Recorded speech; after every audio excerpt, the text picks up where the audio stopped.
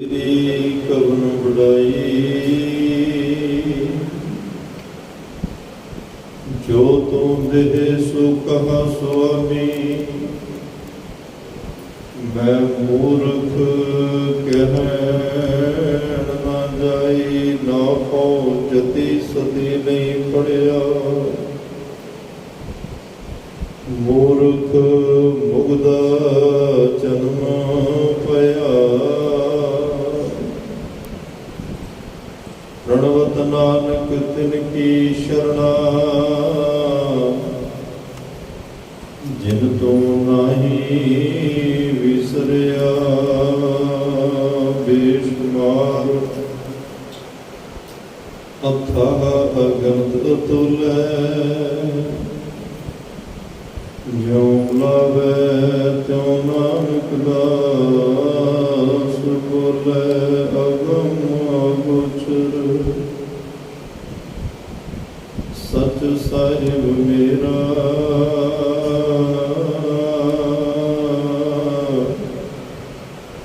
नानक बोले बुलाया तेरा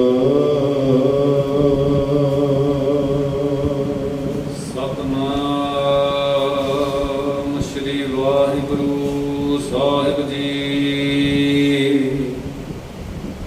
सवैये श्री मुखवाक्य महला पंजवा एक ओंकार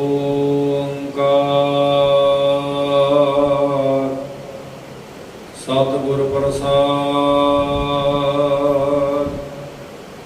काची देह मोह गुण बांधी साठ कठोर कुचील को ज्ञानी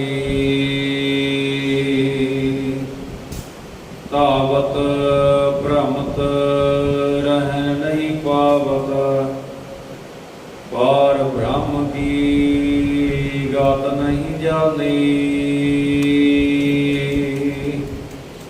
काची देह मोह फुन बांधी। वाहिगुरु जी का खालसा वाहिगुरु जी की फतेह।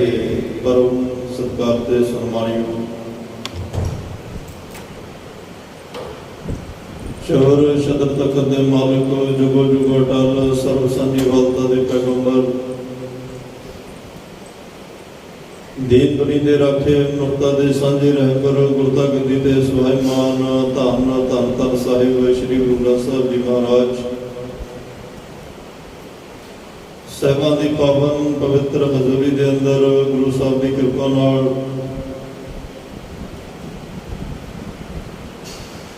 गुरुद्वारा सिंह शहीदां सुहाना दे पाक पवित्र मुकद्दस अस्थान दे उपर अमृत वेले दे दीवाना दी हाजरी भर रहे गुरु गोदी का निग मान रहे गुरु प्यारे गुरु सवारे सत्संगी जनों वडभागे हो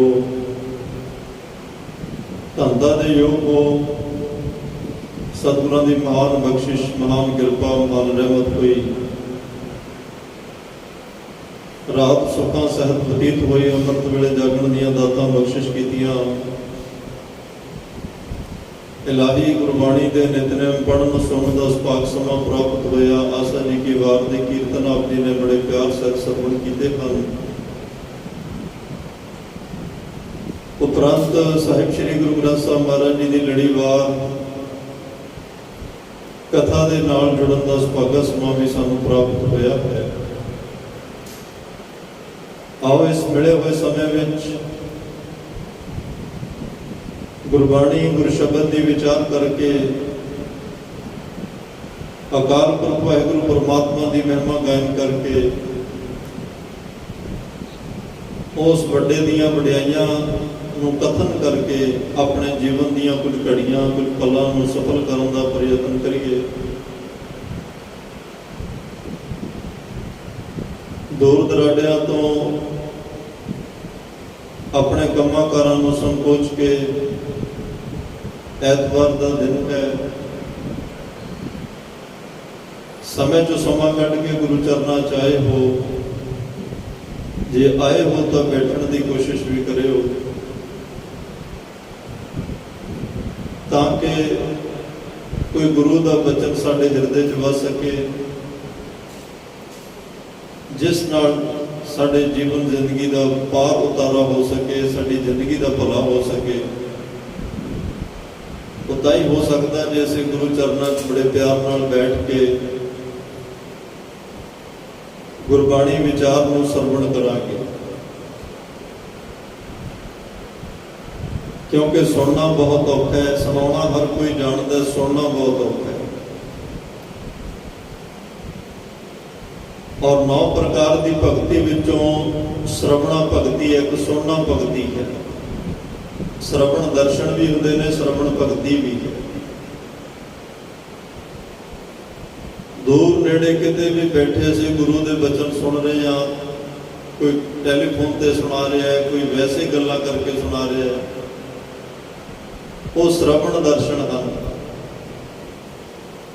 किसी विशेष व्यक्ति की गल कर रहे होइए, वो साडे नज़दीक ना भी होवे, जिवें उहदी गल चलेगी उहदा चेहरा अखां सामने आ जाएगा।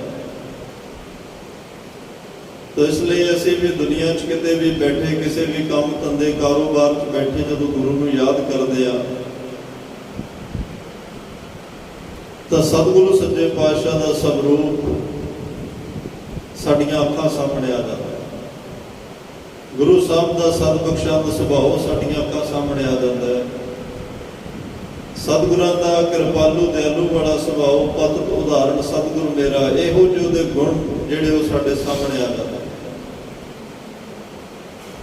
ਉਹਨੂੰ श्रवण दर्शन किया जाता, ते जिस विच आप जी जुड़ बैठे हो ਇਹਨੂੰ श्रवण भगती किया जाता। गुरु की महिमा नूं सुनना, गुरु की वडियाई को सुनना, कीर्तन सुनना, गुरबाणी सुननी, कथा सुननी, ये श्रवण भगती। सुन हर कथा उतारी मैल, कन्ना दे राही गुरु का शब्द अंदर जाता है तो मन की मैल उतरती है। सो इसलिए तन ते मन का हाजिर होना जरूरी है। तन होवे मन ना होवे फिर भी हाजरी अधूरी रह जाती है। जिन्ना को भी समा बैठना वो तन ते मन का सुमेल बना के बैठना है।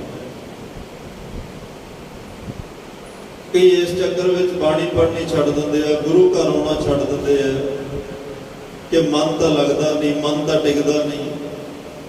अक्सर बड़िया थावां ते जाण दा समा मिलता है, संगत घरां विच भी लै जाती है। सवाल बड़िया का ही होंदा है कि जी बाणी पढ़दे मन नहीं टिकता। जदों गुड़गा साहब जग्गी दा नींद आउंदी है, वासियां आउंदियां ने, की करिए? सिमरन करदे मन नहीं लगता। चलो कम से कम बीमारी का पता तो लग्या ना कि मन नहीं लग रहा। ते कई इस गल तो परेशान होकर छड़ ही जाते हैं। मस्कीन साहब एक गल कहते होंगे सी कि बाणी पढ़ रहे हो मन नहीं लगता, इस करके छड्डो ना कि मन तो लग नहीं रहा, बाणी क्यों पढ़िए? वो कहते बाणी पढ़ते रहो, पढ़ते रहो, पढ़ते रहो ताकि मन लगन लग जाए। मन नहीं लगता, गुरु घर आना ना छड्डो, आउंदे रहो ताकि मन साडा गुरु चरणों में टिकन लग जाए। सेवा करदियां मन भटकदा है, वो कहते सेवा छड्डो ना बल्कि होर करो। घंटा कर दो 2 घंटे करो, 2 घंटे कर दो 4 घंटे करो, वधा के रखो। पाप तो जदों पुण्य वधणगे, माड़े कर्मां नालों जदों चंगे कर्म वधणगे, मन टिकना शुरू हो जाएगा, मन की मैल उतरनी शुरू हो जाएगी। क्योंकि मन कितना क मैल है ये असीं नहीं जानते, ये सारी स्कैन गुरु साहब करते हैं। सतगुरु साहब को जानते साडे मन की हालत नूं, साडे मन की दशा। तो सतगुरु पातशाह कोले दा इलाज भी है। ये नहीं कि ला इलाज बीमारी है, होमे ला इलाज बीमारी कही जाती है, पर वह भी इलाज है। सबे औकत कीतियां निंदक का दारू ना है, निंदा करने वाले की किते दवाई दारू नहीं। ਪਰ ਸਤਿਗੁਰੂ ਕਹਿੰਦੇ ਕੋਈ ਗੱਲ ਨਹੀਂ, ਸਾਧ ਕਿਆ ਸੰਗ ਨਿੰਦਕ ਭੀਤਰ ਹੈ। ਸੰਗਤ ਕਰੇ ਗੁਰਮੁਖਾਂ ਦੀ, ਸੰਗਤ ਕਰੇ ਰੱਬ ਨਾਲ ਜੁੜਿਆ ਹੋਇਆਂ ਦੀ, ਉਹਨਾਂ ਦਾ ਵੀ ਪਾਰ ਉਤਾਰਾ ਹੋਏਗਾ। ਸੋ ਇਸ ਲਈ ਧੰਨ ਸ਼੍ਰੀ ਗੁਰੂ ਅਰਜਨ ਦੇਵ ਸਾਹਿਬ ਸੱਚੇ ਪਾਤਸ਼ਾਹ, ਉਹਨਾਂ ਦੇ ਸਵਈਆਂ ਦੀ ਵਿਚਾਰ ਚੱਲ ਰਹੀ ਹੈ ਜਿਹੜੇ ਉਹਨਾਂ ਨੇ ਪ੍ਰਮਾਤਮਾ ਦੀ ਉਸਤਤ ਵਿੱਚ ਗਾਇਨ ਕੀਤੇ ਹਨ। ਸੋ ਇੱਕ ਇੱਕ ਬਚਨ ਬੜਾ ਬਾਕਮਾਲ ਹੈ, ਬੇਸ਼ਕੀਮਤੀ ਹੈ, ਵਿਚਾਰ ਅਧੀਨ ਹੈ, ਬੜੀ ਗਹਿਰ ਗੰਭੀਰ ਵਿਚਾਰ ਹੈ। ਸਤਿਗੁਰੂ ਸੱਚੇ ਪਾਤਸ਼ਾਹ ਜਿਨ੍ਹਾਂ ਨੂੰ ਗੁਰ ਅਰਜਨ ਪ੍ਰਤੱਖ ਹਰਿ ਕਿਹਾ ਜਾਂਦਾ ਹੈ, ਜਿਨ੍ਹਾਂ ਨੂੰ ਭੱਟਾਂ ਨੇ ਕਿਹਾ ਪ੍ਰਤੱਖ ਹਿਰਦੈ ਗੁਰੂ ਅਰਜਨ ਕਹਿ ਪੂਰਨ ਬ੍ਰਹਮ ਨਿਵਾਸ ਲਿਓ। ਪਰਮਾਤਮਾ ਆਪ ਗੁਰੂ ਅਰਜਨ ਸਾਹਿਬ ਦੇ ਹਿਰਦੇ 'ਚ ਵਸ ਗਿਆ।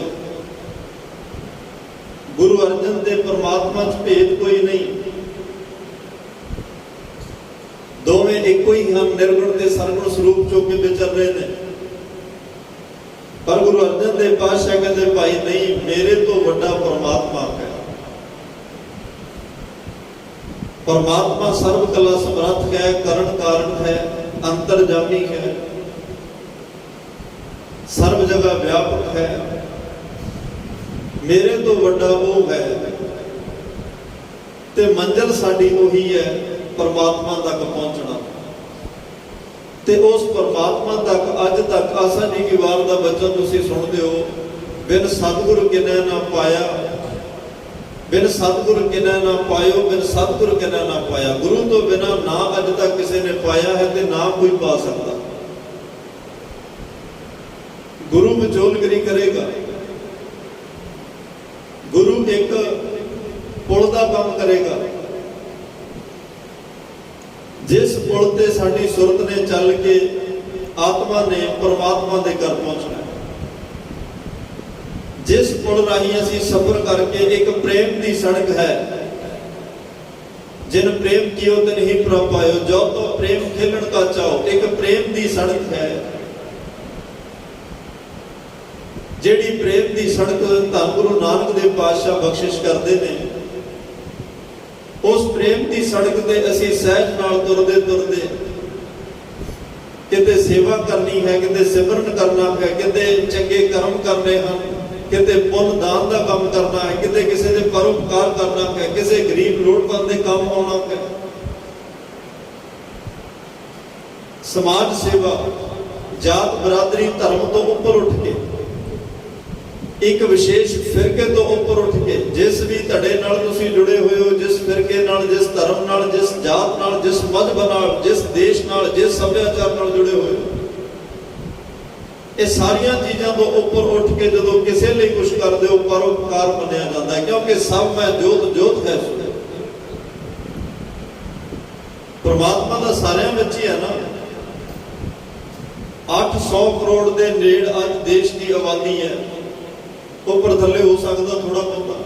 8 ਅਰਬ ਦੇ ਕਰੀਬ। ਉਹ ਭਾਵੇਂ ਗੋਰੇ ਹੋਣ, ਕ੍ਰਿਸਚਨ ਹੋਣ, ਜੈਨੀ ਹੋਣ, ਬੋਧੀ ਹੋਣ, ਚਾਈਨੀਜ਼ ਹੋਣ, ਜਾਪਾਨੀ ਹੋਣ, ਕਿਸੇ ਵੀ ਦੇਸ਼ ਕੰਟਰੀ ਦੇ ਹੋਣ, ਨੀਗਰੋ ਹੋਣ, ਦੱਖਣੀ ਅਫਰੀਕਾ ਵਾਲੇ, ਸਾਰਿਆਂ ਵਿੱਚੋਂ ਵਰਤ ਰਹੇ। ਇਹ ਸਾਰੀਆਂ ਚੀਜ਼ਾਂ ਤੋਂ ਉੱਪਰ ਉੱਠ ਕੇ ਜਦੋਂ ਕਿਸੇ ਲਈ ਕਰਨਾ, ਇਹ ਸਾਰੇ ਪ੍ਰੇਮ ਦੇ ਮਾਰਗ ਤੇ ਚੱਲਣ ਵਾਲਿਆਂ ਲਈ ਡਾਇਰੈਕਸ਼ਨ ਹੈ।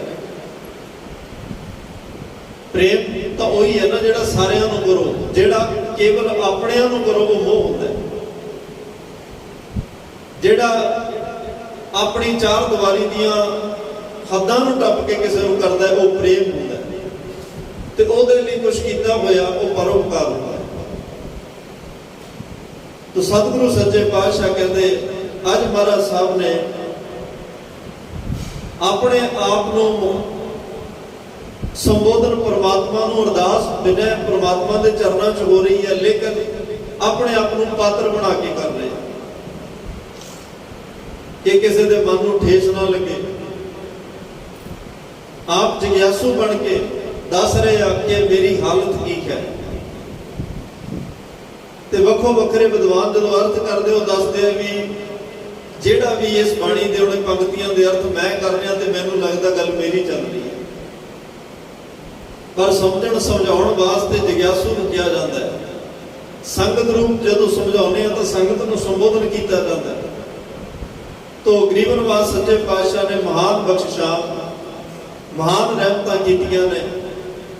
ਜ਼ਿੰਦਗੀ ਦੀ ਅਸਲੀਅਤ, ਅਸਲ 'ਚ ਜ਼ਿੰਦਗੀ ਕੀ ਹੈ, ਅਸੀਂ ਕੀ ਹਾਂ, ਸਾਡਾ ਸਰੀਰ ਕੀ ਹੈ, ਕਿੱਥੇ ਖੜੇ ਆ, ਕੀ ਸਾਡੇ ਕਰਮ ਨੇ ਤੇ ਸਾਨੂੰ ਕੀ ਕਰਨਾ ਚਾਹੀਦਾ। ਇਹ ਸਾਰੀਆਂ ਰੱਬੀ ਰਹਿਮਤਾਂ ਗੁਰੂ ਅਰਜਨ ਦੇਵ ਸਾਹਿਬ ਸੱਚੇ ਪਾਤਸ਼ਾਹ ਆਪਣੇ ਮੁਬਾਰਕ ਬਚਨਾਂ ਵਿੱਚ ਸਾਡੀ ਝੋਲੀ 'ਚ ਪਾ ਰਹੇ ਆ ਤੇ ਸਾਨੂੰ ਜੀਵਨ ਸੇਧ ਗੁਰਮਤਿ ਉਪਦੇਸ਼, ਉਹ ਬ੍ਰਹਮ ਵਿਚਾਰ, ਬ੍ਰਹਮ ਗਿਆਨ ਬਖਸ਼ ਰਹੇ ਨੇ। ਜਿਸ ਗਿਆਨ ਨੂੰ ਅਸੀਂ ਧਾਰਨ ਕਰਕੇ, ਹਾਸਲ ਕਰਕੇ ਆਪਣਾ ਅਗਲੇਰਾ ਪੰਥ ਜਿਹੜਾ ਹੈ ਉਹਨੂੰ ਸਫਲ ਵੀ ਕਰਨਾ, ਉਹਨੂੰ ਉਜੜਾ ਵੀ ਕਰਨਾ, ਉਹਨੂੰ ਸਾਰਥਕ ਵੀ ਕਰਨਾ ਹੈ ਤੇ ਕਰ ਸਕਦੇ ਆ। ਉਹ ਤਾਂ ਹੀ ਹੋਏਗਾ ਜੇ ਗੁਰੂ ਦੇ ਬਚਨ ਅਸੀਂ ਹਿਰਦੇ ਵਿੱਚ ਵਸਾਵਾਂਗੇ। ਆਓ ਨਾਲ ਨਾਲ ਪਾਵਨ ਪਵਿੱਤਰ ਗੁਰਬਾਣੀ ਦੇ ਸ਼ਬਦ ਦੇ ਵਿਚਾਰ ਨੂੰ ਲੈ ਕੇ ਤੁਰੀਏ ਜੀ। ਸਤਨਾਮ ਸ੍ਰੀ ਵਾਹਿਗੁਰੂ ਸਾਹਿਬ ਜੀ। ਸਵਈਏ ਸ੍ਰੀ ਮੁਖਵਾਕ ਮਹੱਲਾ ਪੰਜਵਾ। ਸਵਈਏ ਜਿਵੇਂ ਅਲੱਗ-ਅਲੱਗ ਬਾਣੀ ਦੇ ਸਿਰਲੇਖ ਨੇ, ਕਿਤੇ ਛੰਤ ਨੇ, ਕਿਤੇ ਅਲਾਣੀਆਂ ਨੇ, ਕਿਤੇ ਘੋੜੀਆਂ ਨੇ, ਕਿਤੇ ਰਾਮਕਲੀ ਸੱਧ ਹੈ, ਕਿਤੇ ਕੁਚੱਜੀ ਹੈ, ਕਿਤੇ ਸੁਚੱਜੀ ਹੈ, ਕਿਤੇ ਗੁਣਵੰਤੀ ਹੈ। ਇਸ ਤਰ੍ਹਾਂ ਇਸ ਬਾਣੀ ਦਾ ਸਿਰਲੇਖ ਹੈ ਭੱਟਾਂ ਦੇ ਸਵਈਏ। 123 ਸਵਈਏ ਟੋਟਲ ਨੇ। ਇਹ ਜਿਹੜੇ ਆਰੰਭਤਾ ਵਿੱਚ ਸਵਈਏ ਧੰਨ ਸ਼੍ਰੀ ਗੁਰੂ ਅਰਜਨ ਦੇਵ ਪਾਤਸ਼ਾਹ ਦੇ ਨੇ। ਮਹਾਰਾਜ ਅਕਾਲ ਪੁਰਖ ਵਾਹਿਗੁਰੂ ਪਰਮਾਤਮਾ ਦੀ ਵਡਿਆਈ ਨੂੰ ਗਾਇਨ ਕਰ ਰਹੇ ਨੇ। ਸਵਈਆਂ ਦੀ ਚਾਲ ਆਪਣੀ ਹੈ। ਲੰਮੇਰੀਆਂ ਪੰਕਤੀਆਂ 16 ਮਾਤਰਾ ਦੇ ਸ਼ਬਦ ਨੇ। 4 ਮਾਤਰਾ ਦਾ ਇੱਕ ਬੰਦ ਹੁੰਦਾ ਹੈ। ਜਿਨ੍ਹਾਂ ਨੂੰ ਇਹ ਲੈ ਆਵੇ ਉਹ ਬੜੇ ਆਨੰਦ ਤੇ ਰਸ ਲੈ ਕੇ ਇਸ ਬਾਣੀ ਨੂੰ ਪੜ੍ਹਦੇ ਨੇ। ਪੜ੍ਹਨ ਵਾਲੇ ਨੂੰ ਵੀ ਆਨੰਦ, ਸੁਣਨ ਵਾਲੇ ਨੂੰ ਵੀ ਆਨੰਦ। ਤੇ ਜਦੋਂ ਉਹ ਵਿਸ਼ਰਾਮ ਸਹਿਤ ਬਾਣੀ ਨੂੰ ਪੜ੍ਹਦੇ ਆ ਤੇ ਫਿਰ ਅਰਥ ਵੀ ਆਪਣੇ ਆਪ ਨਾਲ ਹੁੰਦੇ ਚਲੇ ਜਾਂਦੇ। ਤੇ ਇਹ ਸਵਈਆਂ ਦੇ ਸਿਰਲੇਖ ਹੇਠ, ਕਿਉਂਕਿ ਇੱਥੇ ਸਵਈਏ ਬਹੁ ਗਿਣਤੀ 'ਚ ਨੇ। ਇੱਕ ਸਵਈਆ ਹੁੰਦਾ ਤਾਂ ਸਵਈਆ ਕਿਹਾ ਜਾਣਾ ਸੀ। ਇੱਥੇ ਸਵਈਏ ਹੈ ਕਿ ਬਹੁ ਬਚਨ ਹੈ। ਧੰਨ ਗੁਰੂ ਅਰਜਨ ਦੇਵ ਸਾਹਿਬ ਸੱਚੇ ਪਾਤਸ਼ਾਹ ਦੇ ਮੁਖ ਵਾਕਿਆ, ਧੰਨ ਗੁਰੂ ਅਰਜਨ ਦੇਵ ਸਾਹਿਬ ਸੱਚੇ ਪਾਤਸ਼ਾਹ ਦੇ ਮੁਖਾਰ ਬਿੰਦ ਤੋਂ ਉਚਾਰਨ ਕੀਤੇ ਹੋਏ ਇਹ ਪਾਵਨ ਪਵਿੱਤਰ ਸਵਈਆਂ ਦੀ ਬਾਣੀ ਹੈ ਜੀ। ਇੱਕ ਓੰਕਾਰ ਸਤਿਗੁਰ ਪ੍ਰਸਾਦ। ਸਤਿਗੁਰੂ ਪਾਤਸ਼ਾਹ ਨੇ ਫਿਰ ਅਕਾਲ ਪੁਰਖ ਵਾਹਿਗੁਰੂ ਦਾ ਮੰਗਲ ਕੀਤਾ ਹੈ। 4 ਤਰ੍ਹਾਂ ਦਾ ਮੰਗਲਾਚਰਨ ਹੈ। ਤਕਰੀਬਨ 568 ਵਾਰ ਸ੍ਰੀ ਗੁਰੂ ਗ੍ਰੰਥ ਸਾਹਿਬ ਪਾਤਸ਼ਾਹ ਵਿੱਚ ਆਇਆ। ਜਦੋਂ ਕਿਸੇ ਵੱਡੇ ਰਾਗ ਦੀ ਪ੍ਰਾਰੰਭਤਾ ਹੁੰਦੀ ਹੈ ਉਦੋਂ ਮੰਗਲਾਚਰਨ ਵੀ ਸੰਪੂਰਨ ਗੁਰਪ੍ਰਸਾਦ ਤੱਕ ਆਉਂਦਾ ਹੈ। ਪਰ ਜਦੋਂ ਬਾਣੀ ਚੱਲਦੀ ਦੇ ਵਿੱਚ ਕਿਤੇ ਸਤਿਗੁਰਾਂ ਨੂੰ ਲੱਗਦਾ ਵੀ ਫਿਰ ਪਰਮਾਤਮਾ ਦਾ ਆਸ਼ੀਰਵਾਦ ਲਵਾਂ, ਫਿਰ ਅਕਾਲ ਪੁਰਖ ਵਾਹਿਗੁਰੂ ਪਰਮਾਤਮਾ ਦੇ ਚਰਨਾਂ ਤੇ ਨਮਸਕਾਰ ਕਰਾਂ, ਤੇ ਨਾਲ ਬਾਣੀ ਚਾਹੇ ਕਿਸੇ ਭਗਤ ਸਾਹਿਬਾਨ ਦੀ ਹੋਵੇ, ਚਾਹੇ ਗੁਰੂ ਸਾਹਿਬਾਨ ਦੀ ਹੋਵੇ, ਚਾਹੇ ਗੁਰਸਿੱਖਾਂ ਵਿੱਚੋਂ ਹੋਵੇ, ਚਾਹੇ ਭੱਟਾਂ ਦੇ ਵਿੱਚੋਂ ਬਾਣੀ ਹੋਵੇ, ਬਾਣੀ ਦੀ ਵਿਚਾਰ ਚੱਲਦੇ ਸਤਿਗੁਰੂ ਕੁਝ ਮਿੰਟ ਬਾਅਦ ਫਿਰ ਕਹਿ ਦਿੰਦੇ ਆ ਇੱਕ ਓੰਕਾਰ ਸਤਿਗੁਰ ਪ੍ਰਸਾਦ। ਇੱਕ ਓੰਕਾਰ ਸਤਿਨਾਮ ਕਰਤਾ ਪੁਰਖ ਗੁਰ ਪ੍ਰਸਾਦ। ਵਾਰ-ਵਾਰ ਸਾਨੂੰ ਚੇਤੇ ਕਰਾਉਂਦੇ ਆ ਭਾਈ ਜੁੜਨਾ ਇੱਕ ਨਾਲ ਹੀ ਹੈ। ਬਾਣੀ ਭਾਵੇਂ ਗੁਰੂ ਸਾਹਿਬਾਨਾਂ ਦੀ ਪੜੋ, ਭਾਵੇਂ ਭਗਤ ਸਾਹਿਬਾਨਾਂ ਦੀ ਪੜੋ, ਭਾਵੇਂ ਭੱਟ ਸਾਹਿਬਾਨਾਂ ਦੀ ਪੜੋ, ਪਰ ਸੁਨੇਹਾ ਮੈਸੇਜ ਜਿਹੜਾ ਹੈ, ਤਾਕੀਦ ਜਿਹੜੀ ਹੈ, ਹੁਕਮ ਜਿਹੜਾ, ਉਪਦੇਸ਼ ਸਾਨੂੰ ਹੈ, ਡਾਇਰੈਕਸ਼ਨ ਜਿਹੜੀ ਹੈ ਉਹ ਪਰਮਾਤਮਾ ਅਕਾਲ ਪੁਰਖ ਵਾਹਿਗੁਰੂ ਪਰਮਾਤਮਾ ਨਾਲ ਜੁੜਨ ਦੀ ਹੈ। ਇਸਲਾਮ ਧਰਮ ਦੇ ਅੰਦਰ ਜਦੋਂ ਉਹ ਆਪਣੇ ਕੋਈ ਸ਼ੁਭ ਕਰਮ ਦੀ ਆਰੰਭਤਾ ਕਰਦੇ ਨੇ 786 ਲਿਖਿਆ ਜਾਂਦਾ ਹੈ ਤੇ ਇਹਦੇ ਅਰਥ ਬਿਸਮਿਲ੍ਲਾ ਰਹਿਮਾਨ ਰਹੀਮ। ਇਹ ਉਹ ਆਪਣੇ ਅੱਲਾਹ ਤਾਲਾ ਖੁਦਾਵੰਦ ਕਰੀਮ ਪਰਮਾਤਮਾ ਦਾ ਇਹ ਕੋਡ ਵਰਡ ਹੈ ਜਿਹਨੂੰ ਡਿਜੀਟਲ ਵੇਦ ਕਿਹਾ ਜਾਂਦਾ ਹੈ। ਡਿਜੀਟਲ ਵੇਦ ਦੇ ਵਿੱਚ 786 ਲਿਖਿਆ ਜਾਂਦਾ ਹੈ। ਕਿਸੇ ਸਕਾਲਰ ਤੋਂ ਮੈਂ ਸੁਣਿਆ ਸੀ 786 ਦੇ ਅਰਥ ਉਹਨਾਂ ਨੇ ਓਮਕਾਰ ਨਾਲ ਜੋੜੇ ਸਨ। 7 ਤੇ 8 15, 15 ਤੇ 6 21, 2 ਤੇ 1 3, ਆਕਾਰ ਮੁਕਾਰ ਨਿਰੰਕਾਰ, ਜਿਹੜੀਆਂ ਇੱਕ ਓੰਕਾਰ ਉਹਦੇ ਵਿੱਚ 3 ਲਾਈਨਾਂ ਉਹ ਇਹਦੇ ਨਾਲ ਜੋੜ ਰਹੇ ਸਨ ਕਿ 3 ਇਹ ਉਹੀ ਬਣਦਾ। ਗੋਡ ਦੇ ਵੀ ਤਿੰਨ ਅੱਖਰ ਨੇ, GOD, ਜੀ ਦੇ ਜਨਰੇਟ ਕਰਨ ਵਾਲਾ, ਉਹ ਦੇ ਅਰਥ ਨੇ ਆਰਗੇਨਾਈਜ਼ੇਸ਼ਨ, ਜਿਹੜਾ ਪ੍ਰਬੰਧ ਕਰਦਾ ਹੈ, ਤੇ ਡੀ ਜਿਹੜਾ ਡਿਸਟਰੋਇਲ, ਡੈਥ, ਜਿਹੜਾ ਜਿਹਨੂੰ ਸਨਾਤਨ ਮਤ ਵਾਲੇ ਕਹਿੰਦੇ ਆ ਜੀ ਬ੍ਰਹਮਾ ਜੀ ਪੈਦਾ ਕਰਦੇ ਨੇ, ਤੇ ਵਿਸ਼ਨੂੰ ਭਗਵਾਨ ਦੁਨੀਆ ਨੂੰ ਰਿਜ਼ਕ ਦੇ ਕੇ ਚਲਾ ਰਹੇ ਨੇ, ਤੇ ਸ਼ਿਵ ਭਗਵਾਨ ਦੁਨੀਆ ਦਾ ਨਾਸ਼ ਕਰ ਰਹੇ ਆ। ਜਿਹੜੇ ਜਿਨ੍ਹਾਂ ਨੇ ਜਾਣਾ ਉਹਨਾਂ ਨੂੰ ਲਿਜਾ ਰਹੇ। ਤਾਂ ਉਹ ਕਿਸ ਸਭ ਦੀ ਆਪੋ ਆਪਣੀ ਮਤ ਹੈ, ਆਪ ਆਪਣੀ ਬੁੱਧ ਹੈ ਜੀਤੀ, ਬਰਮਤ ਭਿੰਨ ਭਿੰਨ ਹੋਏ ਤੇ। ਸਨਾਤਨ ਧਰਮ ਵਾਲੇ ਜਦੋਂ ਕਿਸੇ ਕਾਰਜ ਦੀ ਆਰੰਭਤਾ ਕਰਦੇ ਨੇ, ਕਿਸੇ ਨੂੰ ਚਿੱਠੀ ਪੱਤਰ ਲਿਖਣਾ ਹੈ, ਜੈ ਸ਼੍ਰੀ ਰਾਮ, ਓਮ ਨਮः ਸ਼ਿਵਾਏ, ਉਹ ਆਪਣੇ ਧਰਮ ਦਾ ਮੰਗਲ ਕਰਦੇ ਹਨ। ਜੈਨੀ ਆਪਣਾ ਮੰਗਲ ਕਰਦੇ ਨੇ, ਬੋਧੀ ਆਪਣਾ ਮੰਗਲ ਕਰਦੇ ਨੇ, ਈਸਾਈਆਂ ਦਾ ਆਪਣਾ ਹੈ। ਤੇ ਸਾਡੇ ਧਰਮ ਵਿੱਚ ਜਦੋਂ ਅਸੀਂ ਅਕਾਲ ਪੁਰਖ ਵਾਹਿਗੁਰੂ ਪਰਮਾਤਮਾ ਦੀ ਕਿਰਪਾ ਨਾਲ ਕੋਈ ਕਾਰਜ ਦੀ ਆਰੰਭਤਾ ਕਰਨੀ ਹੈ, ਵਿਆਹ ਦੀ ਸਾਹੇ ਚਿੱਠੀ ਭਾਵੇਂ ਕਿਸੇ ਨੂੰ ਲਿਖਣੀ ਹੋਵੇ, ਤੇ ਭਾਵੇਂ ਅਸੀਂ ਮਰਗ ਦੇ ਭੋਗ ਦਾ ਕਾਰਡ ਕਿਉਂ ਨਾ ਛਪਵਾਉਣਾ ਹੋਵੇ, ਉਹਦੇ ਉੱਪਰ ਇੱਕ ਓਮਕਾਰ ਸਤਿਗੁਰ ਪ੍ਰਸਾਦ ਲਿਖਿਆ ਜਾਂਦਾ ਹੈ, ਮੰਗਲ ਕੀਤਾ ਜਾਂਦਾ ਹੈ। ਉਸ ਪਰਮਾਤਮਾ ਨੂੰ ਸੰਬੋਧਨ ਮੁਖਾਤਬ ਹੋ ਕੇ ਧੰਨ ਗੁਰੂ ਅਰਜਨ ਦੇਵ ਸਾਹਿਬ ਸੱਚੇ ਪਾਤਸ਼ਾਹ ਮੰਗਲ ਕਰਦੇ ਹੋਏ ਕਹਿ ਰਹੇ ਨੇ, ਭਾਈ ਸਾਡਾ ਇਸ਼ਟ, ਸਾਡਾ ਧਰਮ ਸਾਹਿਬ ਮੇਰਾ ਏਕੋ ਹੈ, ਏਕੋ ਹੈ ਭਾਈ, ਏਕੋ ਹੈ। ਇੱਕ ਤੋਂ ਬਿਨਾ ਸਾਡਾ ਕੋਈ ਹੋਰ ਇਸ਼ਟ ਨਹੀਂ, ਇੱਕ ਤੋਂ ਬਿਨਾ ਸਾਡੀ ਦੂਜੇ ਨਾਲ ਸਾਂਝ ਕੋਈ ਨਹੀਂ। ਦੁਬਦਾ ਨਾ ਪੜੋ, ਹਰ ਬਿਨ ਹੋਰ ਨਾ ਪੂਜੋ, ਬੜਾ ਮਸਾਣ ਨਾ ਜਾਈ। ਸਾਨੂੰ ਦੁਬਦਾ ਵਿੱਚ ਪੈਣਾ ਤਾਂ ਸਿਖਾਇਆ ਹੀ ਨਹੀਂ, ਬੜੀਆਂ ਮਸਾਣਾਂ ਤੇ ਜਾਣਾ ਸਾਨੂੰ ਸਿਖਾਇਆ ਨਹੀਂ। ਹਰ ਬਿਨ ਹੋਰ ਨਾ ਪੂਜੋ, ਪਰਮਾਤਮਾ ਤੋਂ ਬਿਨਾ ਅਸੀਂ ਕਿਸੇ ਨੂੰ ਪੂਜਣਾ ਨਹੀਂ, ਪਰਮਾਤਮਾ ਤੋਂ ਬਿਨਾ ਅਸੀਂ ਕਿਸੇ ਤੇ ਟੇਕ ਨਹੀਂ ਰੱਖਣੀ, ਪਰਮਾਤਮਾ ਤੋਂ ਬਿਨਾ ਸਾਡਾ ਕਿਸੇ ਤੇ ਵਿਸ਼ਵਾਸ ਨਾ ਹੋਵੇ। ਤੇ ਪਰਮਾਤਮਾ ਨੂੰ ਜਦੋਂ ਅਸੀਂ ਮੁਖਾਤਬ ਸੰਬੋਧਨ ਹੋ ਕੇ ਹਰ ਇੱਕ ਗੱਲ ਆਪਣੀ ਕਰਾਂਗੇ, ਤੇ ਪਰਮਾਤਮਾ ਸਾਡੇ ਹਰ ਕਾਰਜ ਵਿੱਚ ਜਦੋਂ ਸਾਨੂੰ ਵਰਤਦਾ ਨਜ਼ਰ ਆਏਗਾ, ਜਦੋਂ ਸਾਰੀ ਗੱਲ ਉੱਤੇ ਸਿੱਟ ਕੇ ਰੱਖਾਂਗੇ, ਤਾਂ ਸਾਨੂੰ ਇਸ ਗੱਲ ਦਾ ਅਹਿਸਾਸ ਹੋਣ ਲੱਗ ਜਾਏਗਾ, ਸਾਹਿਬ ਮੇਰਾ ਏਕੋ ਹੈ। ਜੋ ਜਲ ਥਲ ਰਿਹਾ ਸਮਾਏ, ਜਿਹੜਾ ਜਲਾਂ ਥਲਾਂ ਵਿੱਚ ਰਮਿਆ ਹੋਇਆ ਹੈ, ਇੱਕ ਪਰਮਾਤਮਾ, ਇੱਕ ਓਮਕਾਰ, ਜਿਹੜੀ ਊੜੇ ਦੀ ਵੱਡੀ ਕਾਰ ਹੈ, ਇਹ ਉਹਦਾ ਪਸਾਰਾ ਹੈ।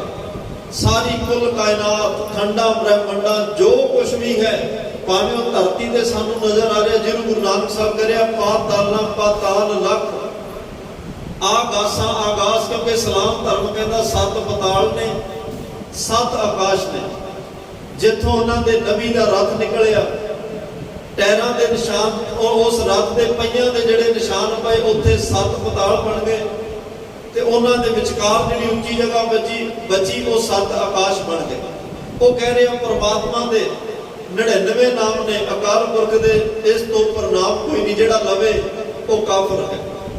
ਤਾਂ ਪਰ ਸਤਿਗੁਰੂ ਪਾਤਸ਼ਾਹ ਕਹਿੰਦੇ, ਤੇਰੇ ਨਾਮ ਅਨੰਤਾ, ਰੂਪ ਅਨੇਕਾ, ਤੇਰੇ ਨਾਮ ਵੀ ਬੇਅੰਤ ਨੇ। ਸ਼ੇਸ਼ ਨਾਗ ਦੇ 1.25 ਲੱਖ ਜੀਵ ਕਹਿ, 1.25 ਲੱਖ ਜੀਵ ਨਾਲ ਹਰ ਰੋਜ਼ ਪਰਮਾਤਮਾ ਦਾ ਨਵਾਂ ਨਾਮ ਲੈ ਰਹੇ, ਨਵਾਂ ਨਾਮ ਲਿਆ ਜਾ ਰਿਹਾ ਹੈ। ਤਾਂ ਕਹਿੰਦੇ ਨੇ, ਉਹ ਕਹਿ ਰਹੇ ਆ ਵੀ 7 ਪਤਾਲ ਤੇ 7 ਆਕਾਸ਼। ਗੁਰੂ ਨਾਨਕ ਸਾਹਿਬ ਕਹਿੰਦੇ ਨਹੀਂ ਨਹੀਂ, ਪਾਤਾਲਾਂ ਪਾਤਾਲ ਲੱਖ, ਆਕਾਸ਼ਾ ਆਕਾਸ਼, ਓੜ ਓੜ ਭਾਲ ਦਗੇ। ਵੇਦ ਕਹਿਨ ਇੱਕ ਬਾਤ, ਸਹਿਸ 18 ਕਹਿਨ ਕਤੇਬਾ, ਅਸਲੂ ਇੱਕ ਧਾਤ। ਗੁਰੂ ਨਾਨਕ ਸਾਹਿਬ ਕਹਿੰਦੇ, ਭਾਈ ਇਹੋ ਜਿਹੇ ਪਤਾਲ ਲੱਖਾਂ ਹੀ ਨੇ, ਆਕਾਸ਼ ਲੱਖਾਂ ਹੀ ਨੇ, ਕੇਤੇ ਇੰਦ ਚੰਦ ਸੂਰ, ਕੇਤੇ ਮੰਡਲ ਦੇਸ। ਜਿਹੜਾ ਸੂਰਜ ਅਸੀਂ ਵੇਖ ਰਹੇ ਹਾਂ, ਸਾਨੂੰ ਲੱਗਦਾ ਵੀ ਇੱਕੋ ਹੀ ਹੈ, ਇਹੋ ਜਿਹੇ ਪਤਾ ਹੀ ਨਹੀਂ ਕਿੰਨੇ ਕਿੰਨੇ। ਅਸੀਂ ਚੰਦਰਮਾ ਵੇਖ ਰਹੇ ਹਾਂ, ਸਾਨੂੰ ਲੱਗਦਾ ਇੱਕੋ ਹੀ ਹੈ, ਪਤਾ ਨਹੀਂ ਇਹੋ ਜਿਹੇ ਕਿੰਨੇ ਕਿੰਨੇ। ਅੱਜ ਤਾਂ ਸਾਇੰਸ ਨੇ ਇਸ ਗੱਲ ਨੂੰ ਮੰਨ ਰਹੀ ਹੈ ਕਿ ਇਸ ਧਰਤੀ ਦੇ ਟੁਕੜੇ ਤੋਂ ਬਿਨਾਂ 50,000 ਧਰਤੀਆਂ ਦੀ ਹੋਰ ਖੋਜ ਕਰ ਲਈ ਉਹਨਾਂ ਨੇ, ਜਿੱਥੇ ਕਿਤੇ ਵੀ ਕੀਤੀ। ਪਰ ਗੁਰੂ ਨਾਨਕ ਸਾਹਿਬ 550 ਸਾਲ ਪਹਿਲਾਂ ਕਹਿ ਗਏ, ਧਰਤੀ ਹੋਰ ਪਰੈ ਹੋਰ, ਤਿਸ ਦੇ ਭਾਰ ਤਲੇ ਕਵਣ ਜੋ। ਕਿੰਨੀ ਵਿਸ਼ਾਲਤਾ ਹੈ, ਉਹ ਤਾਂ ਹੀ ਕਹਿ ਸਕੇ ਨਾ, ਕਿਉਂਕਿ ਉਹ ਪਾਰ ਬ੍ਰਹਮ ਸਰੂਪ ਨੇ, ਜੋਤ ਰੂਪ ਹਰ ਆਪ ਗੁਰੂ ਨਾਨਕ ਕਹਾਇਓ। ਪਰਮਾਤਮਾ ਆਪ ਇਸ ਦੁਨੀਆ ਤੇ ਸਰਗੁਣ ਸਰੂਪ ਧਾਰਨ ਕਰਕੇ ਆਏ, ਤੇ ਪਰਮਾਤਮਾ ਦਾ ਨਾਮ ਗੁਰੂ ਨਾਨਕ ਸਾਹਿਬ ਸੱਚੇ ਪਾਤਸ਼ਾਹ। ਗੁਰੂ ਨਾਨਕ ਪਰਮਾਤਮਾ ਹੈ, ਪਰਮਾਤਮਾ ਗੁਰੂ ਨਾਨਕ ਹੈ। ਤਾਂ ਹੀ ਇੰਨੀ ਵੱਡੀ ਵਿਚਾਰ ਦੁਨੀਆ ਦੇ ਸਾਹਮਣੇ ਵੱਖਰੀ ਤੇ ਨਵੇਕਲੀ ਰੱਖੀ। ਤਾਂ ਹੀ ਦੁਨੀਆ ਨੂੰ ਦੱਸਿਆ ਪਰਮਾਤਮਾ ਦੇ ਗੁਣ ਕੀ ਨੇ, ਪਰਮਾਤਮਾ ਕਿੱਥੇ ਵਸਦਾ ਹੈ, ਪਰਮਾਤਮਾ ਕਿੱਥੇ ਰਹਿੰਦਾ ਹੈ, ਪਰਮਾਤਮਾ ਕਰਦਾ ਕੀ। ਜਿਵੇਂ ਬਗਦਾਦ ਦੇ ਵਿੱਚ ਗਏ ਨੇ, ਦਸਤਗੀਰ ਪੀਰ ਨੇ ਜਦੋਂ ਰਾਗ ਸੁਣਿਆ, ਸਲਾਮ ਵਿੱਚ ਰਾਗ ਦੀ ਮਨਾਹੀ ਹੈ, ਤੇ ਜਦੋਂ ਭਾਈ ਮਰਦਾਨਾ ਜੀ ਨੇ ਰਵਾਬ ਛੇੜੀ, ਲੋਕ ਇਕੱਠੇ ਹੋਏ, ਕਿਸੇ ਦੇ ਹੱਥ 'ਚ ਰੋੜਾ ਪਕੜਿਆ, ਕਿਸੇ ਦੇ ਹੱਥ 'ਚ ਕੋਈ ਡੰਡਾ ਸੋਟਿਆ ਵੀ ਇਹ ਕਾਫਰ ਕੌਣ ਆਇਆ। ਸਾਡੇ ਦੇਸ਼ ਵਿੱਚ ਆ ਕੇ, ਸਾਡੇ ਇਲਾਕੇ ਵਿੱਚ ਆ ਕੇ ਨੇ ਰਾਗ ਛੇੜਿਆ, ਇਹਨੂੰ ਪਤਾ ਨਹੀਂ ਇਹਨੇ ਕਾਫਰਤਾ ਕੀਤੀ ਹੈ, ਇਹਨੂੰ ਸਜ਼ਾ ਦਿੱਤੀ ਜਾਏਗੀ। ਦਸਤਗੀਰ ਉਹਨਾਂ ਦਾ ਪੀਰ ਜਿਹੜਾ ਮੇਨ ਉਹ ਵੀ ਆਇਆ, ਤਾਂ ਉਹਨਾਂ ਨੇ ਪੁੱਛਿਆ ਇਹ ਰਾਗ ਕਿਉਂ? ਮਹਾਰਾਜ ਸਾਹਿਬ ਨੇ ਵਿਆਖਿਆ ਕਰਕੇ ਦੱਸਿਆ। ਉਹ ਕਹਿੰਦੇ ਵੀ ਇਹੋ ਜਿਹੀਆਂ ਰਵਾਬਾਂ ਵਜਾਉਣ ਵਾਲੇ ਇੱਥੇ ਬੜੇ ਆਏ, ਤੁਹਾਡੇ ਤੋਂ ਪਹਿਲਾਂ ਵੀ ਇੱਕ ਰਵਾਬੀ ਆਇਆ, ਉਹਨੇ ਰਵਾਬ ਵਜਾਈ, ਪਹਿਲਾ ਰਾਗ ਗਾਇਆ, ਲੋਕ ਹੱਸਣ ਲੱਗ ਪਏ। ਉਹਨੇ ਦੂਸਰਾ ਰਾਗ ਗਾਇਆ, ਲੋਕ ਰੋਣ ਲੱਗ ਪਏ। ਉਹਨੇ ਤੀਸਰਾ ਰਾਗ ਗਾਇਆ ਤੇ ਲੋਕ ਸੌਂ ਗਏ। ਪਹਿਲਾ ਰਾਗ ਗਾਇਆ, ਲੋਕ ਹਸਾਏ, ਦੂਸਰੇ ਰਾਗ ਨੇ ਲੋਕ ਰਵਾਏ, ਤੀਸਰੇ ਰਾਗ ਨੇ ਲੋਕ ਸਵਾ ਦਿੱਤੇ। ਗੁਰੂ ਨਾਨਕ ਸਾਹਿਬ ਪਾਤਸ਼ਾਹ ਨੂੰ ਪੁੱਛਿਆ ਵੀ ਤੁਹਾਡਾ ਰਾਗ ਵੀ ਕੁਛ ਇਹੋ ਜਿਹਾ ਹੀ ਹੈ? ਮਹਾਰਾਜ ਕਹਿੰਦੇ ਨਹੀਂ, ਨਾ ਮੈਂ ਸਾਡੇ ਰਾਗ ਨਾਲ ਕਿਸੇ ਨੂੰ ਹਸਾਉਣ ਆਇਆ, ਨਾ ਮੈਂ ਇਸ ਰਾਗ ਨਾਲ ਕਿਸੇ ਨੂੰ ਰਵਾਉਣ ਆਇਆ, ਨਾ ਮੈਂ ਇਸ ਰਾਗ ਨਾਲ ਕਿਸੇ ਨੂੰ ਸਵਾਉਣ ਆਇਆ, ਮੈਂ ਇਹ ਰਾਗ ਗਾ ਕੇ ਤੁਹਾਨੂੰ ਸਮਝਾਉਣ ਆਇਆ। ਅਸਲ 'ਚ ਰੱਬ ਦੀ ਕੀਰਤੀ ਕੀ ਹੈ, ਰੱਬ ਕੀ ਹੈ, ਖੁਦਾ ਕੀ ਹੈ? ਤੁਸੀਂ ਚਾਰ ਦੀਵਾਰੀਆਂ 'ਚ ਰੱਬ ਨੂੰ ਕੈਦ ਨਾ ਕਰੋ। ਇੱਕ ਓੰਕਾਰ, ਓੰਕਾਰ ਸਾਰੀ ਕਾਇਨਾਤ ਉਹਦਾ ਪਸਾਰਾ ਹੈ, ਉਹ ਸਰਵ ਜਗ੍ਹਾ ਵਿਆਪਕ ਹੈ। ਤਾਂ ਗੁਰੂ ਨਾਨਕ ਸਾਹਿਬ ਅੱਜ ਉਹਨਾਂ ਨੂੰ ਦੱਸ ਰਹੇ ਆ। ਉਹ ਕਹਿੰਦੇ ਜੀ ਰੱਬ ਹੈ ਵੀ ਕਿ ਨਹੀਂ? ਮਹਾਰਾਜ ਕਹਿੰਦੇ ਬਿਲਕੁਲ ਹੈ। ਕਹਿੰਦੇ ਫਿਰ ਰੱਬ ਕਿੱਥੇ ਰਹਿੰਦਾ ਹੈ, ਰੱਬ ਕਰਦਾ ਕੀ ਹੈ? ਤੇ ਸਾਨੂੰ ਦੱਸੋ ਰੱਬ ਤੋਂ ਪਹਿਲਾਂ ਕੀ ਸੀ? ਅਰਬਦ ਨਰਬਦ ਧੁੰਦੂਕਾਰਾ, ਧਰਨ ਨਾ ਗਗਨਾ ਹੁਕਮ ਅਪਾਰਾ, ਨਾ ਦਿਨ ਰੈਣ ਨਾ ਚੰਦ ਨਾ ਸੂਰਜ, ਸੁਨ ਸਮਾਦ ਲਗਾਏਂਦਾ। ਰੱਬ ਤੋਂ ਪਹਿਲਾਂ ਕੀ ਹੈ? ਤਾਂ ਗੁਰੂ ਨਾਨਕ ਸਾਹਿਬ ਦਸਤਗੀਰ ਪੀਰ ਸਾਹਮਣੇ ਤਖਤ ਤੇ ਬੈਠਾ ਹੈ, ਮਹਾਰਾਜ ਸਾਹਮਣੇ ਖੜੇ ਨੇ। ਕਿਉਂਕਿ ਗੁਰੂ ਨਾਨਕ ਸਾਹਿਬ ਦੀ ਉਮਰ ਛੋਟੀ ਹੈ, ਗਿਆਨ ਵੱਡਾ ਹੈ, ਬ੍ਰਹਮ ਗਿਆਨ ਹੈ। ਜੋਤ ਛੋਟੀ ਵੱਡੀ ਨਹੀਂ, ਸਰੀਰ ਤੇ ਉਮਰਾਂ ਛੋਟੀਆਂ ਵੱਡੀਆਂ ਹੋ ਸਕਦੀਆਂ। ਕਈ ਪੀਰ ਫਕੀਰ ਜੋਗੀ ਸਿੱਧ ਨਾਥ ਮਹਾਰਾਜ ਨੂੰ ਮਿਲੇ, ਉਹਨਾਂ ਨੂੰ ਉਮਰਾਂ ਦਾ ਮਾਣ ਹੈ ਕਿ ਸਾਡੀਆਂ ਉਮਰਾਂ ਸਿੱਧ ਜਿਹੜੇ ਨੇ ਮਹਾਰਾਜ ਨੂੰ ਬਾਲਾ ਬਾਲਕ ਕਹਿ ਰਹੇ ਆ, ਬੱਚਾ ਕਹਿ ਰਹੇ ਆ। ਇਹ ਦਰਸ਼ਨ ਇਹ ਲੇਵੇ ਬਾਲਾ, ਇਹ ਸਾਡੇ ਸਿਧਾਂਤ ਨੂੰ ਇਹ ਬੱਚਾ ਕਿਵੇਂ ਫਾਲੋ ਕਰੇ, ਕਿਵੇਂ ਸਮਝੇਗਾ? ਉਹਨਾਂ ਨੇ ਬੱਚਾ ਗਿਆ ਦਸਤਗੀਰ ਪੀਰ ਨੂੰ ਵੀ ਇਹ ਛੋਟੀ ਜਿਹੀ ਉਮਰ ਦਾ ਮੇਰੇ ਸਾਹਮਣੇ ਕੀ ਟਿਕ ਸਕੇਗਾ? ਆਪਣੇ ਜਾਣੀ ਉਹਨੇ ਸਵਾਲ ਬੜੇ ਗੰਭੀਰ ਕੀਤੇ ਵੀ ਰੱਬ ਤੋਂ ਪਹਿਲਾਂ ਕੀ ਸੀ? ਬਾਦਸ਼ਾਹ ਕਹਿੰਦੇ ਗਿਣਤੀ ਆਉਂਦੀ ਹੈ, ਕਹਿੰਦੇ ਜੀ ਹਾਂ, ਕਹਿੰਦੇ ਸੁਣਾਓ। ਉਹਨੇ ਫਾਰਸੀ ਵੇ ਯਾ ਦੋਏ ਤਰੇ ਚਾਰ ਇਸ ਤਰੀਕੇ ਦੀ ਗਿਣਤੀ। ਬਾਦਸ਼ਾਹ ਕਹਿੰਦੇ ਨਹੀਂ ਨਹੀਂ, ਤੂੰ ਭੁੱਲ ਗਿਆ, ਦੁਬਾਰੇ ਗਿਣਤੀ ਸ਼ੁਰੂ ਕਰ।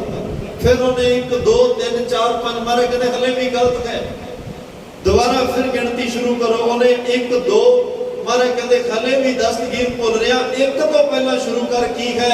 ਉਹਨੇ ਕਿਹਾ ਫਕੀਰ ਸਾਈਂ 1 ਤੋਂ ਪਹਿਲਾਂ ਕੁਛ ਨਹੀਂ, ਤੇ ਮਾਰੇ ਕਹਿੰਦੇ ਰੱਬ ਤੋਂ ਪਹਿਲਾਂ ਵੀ ਕੁਛ ਨਹੀਂ, ਖੁਦਾ ਤੋਂ ਪਹਿਲਾਂ ਵੀ ਕੁਛ ਨਹੀਂ। ਉਹ ਆਪੇ ਆਪ ਨਿਰੰਜਨ ਸੋਏ, ਉਹ ਸਹਿਬ ਪੰਥ ਹੈ, ਉਹ ਤੋਂ ਪਹਿਲਾਂ ਵੀ ਕੁਛ ਨਹੀਂ। ਕਹਿੰਦੇ ਜੀ ਰੱਬ ਰਹਿੰਦਾ ਕਿੱਥੇ ਹੈ?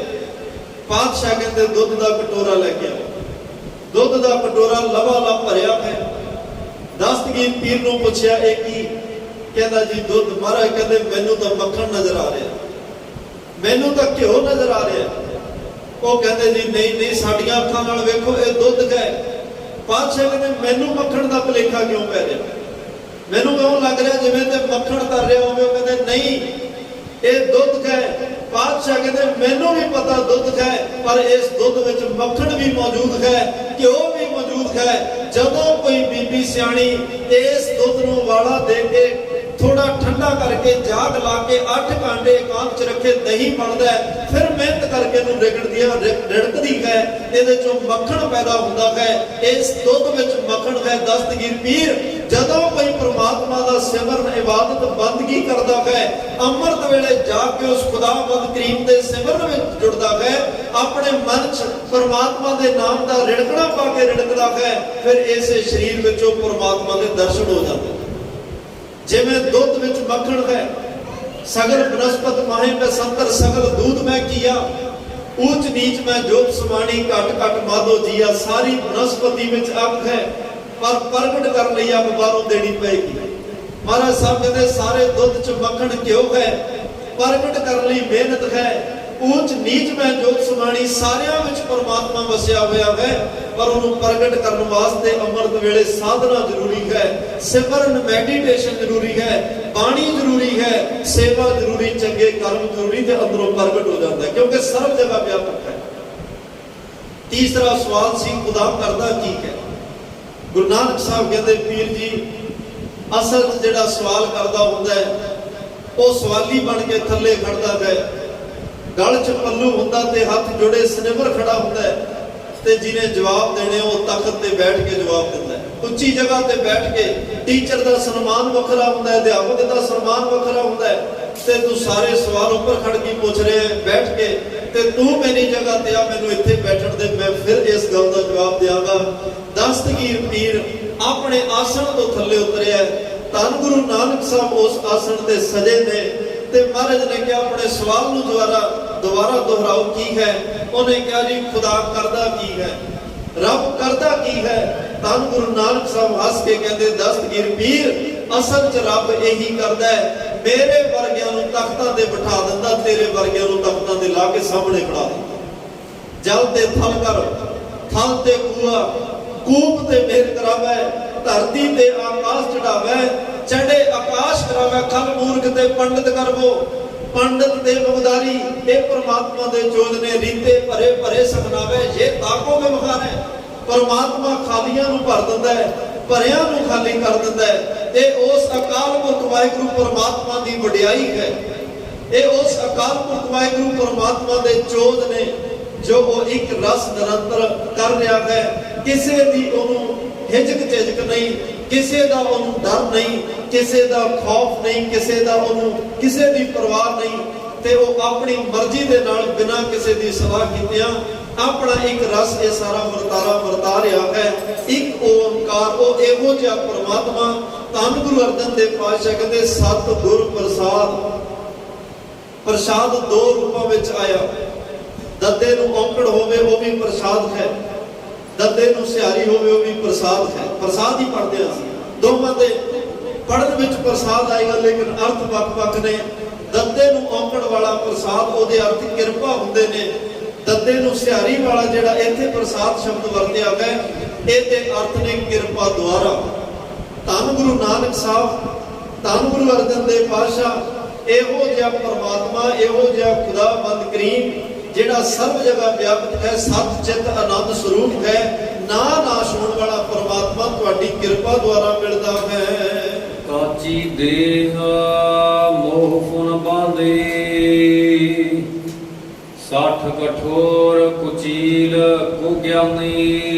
काची देह, धन गुरु अर्जन देव पातशाह दी निम्रता ते अपने आप नूं पात्र बना के बिल्कुल सच्ची गल कर रहे हैं, क्योंकि गुरबाणी च कुछ झूठ है ही नहीं। आद सच जुगाद सच तो गल शुरू है। पातशाह ने जो जदों कुछ गल आउंदी है ना बिल्कुल अटल सच्चाई वाली, उदों पातशाह फिर धर्म मजहब के फिरके चों भी बाहर आ जाते हैं। जो नर दुख मैं दुख रहा, उत्थे नर नर दे अर्थ मनुख होंदे है।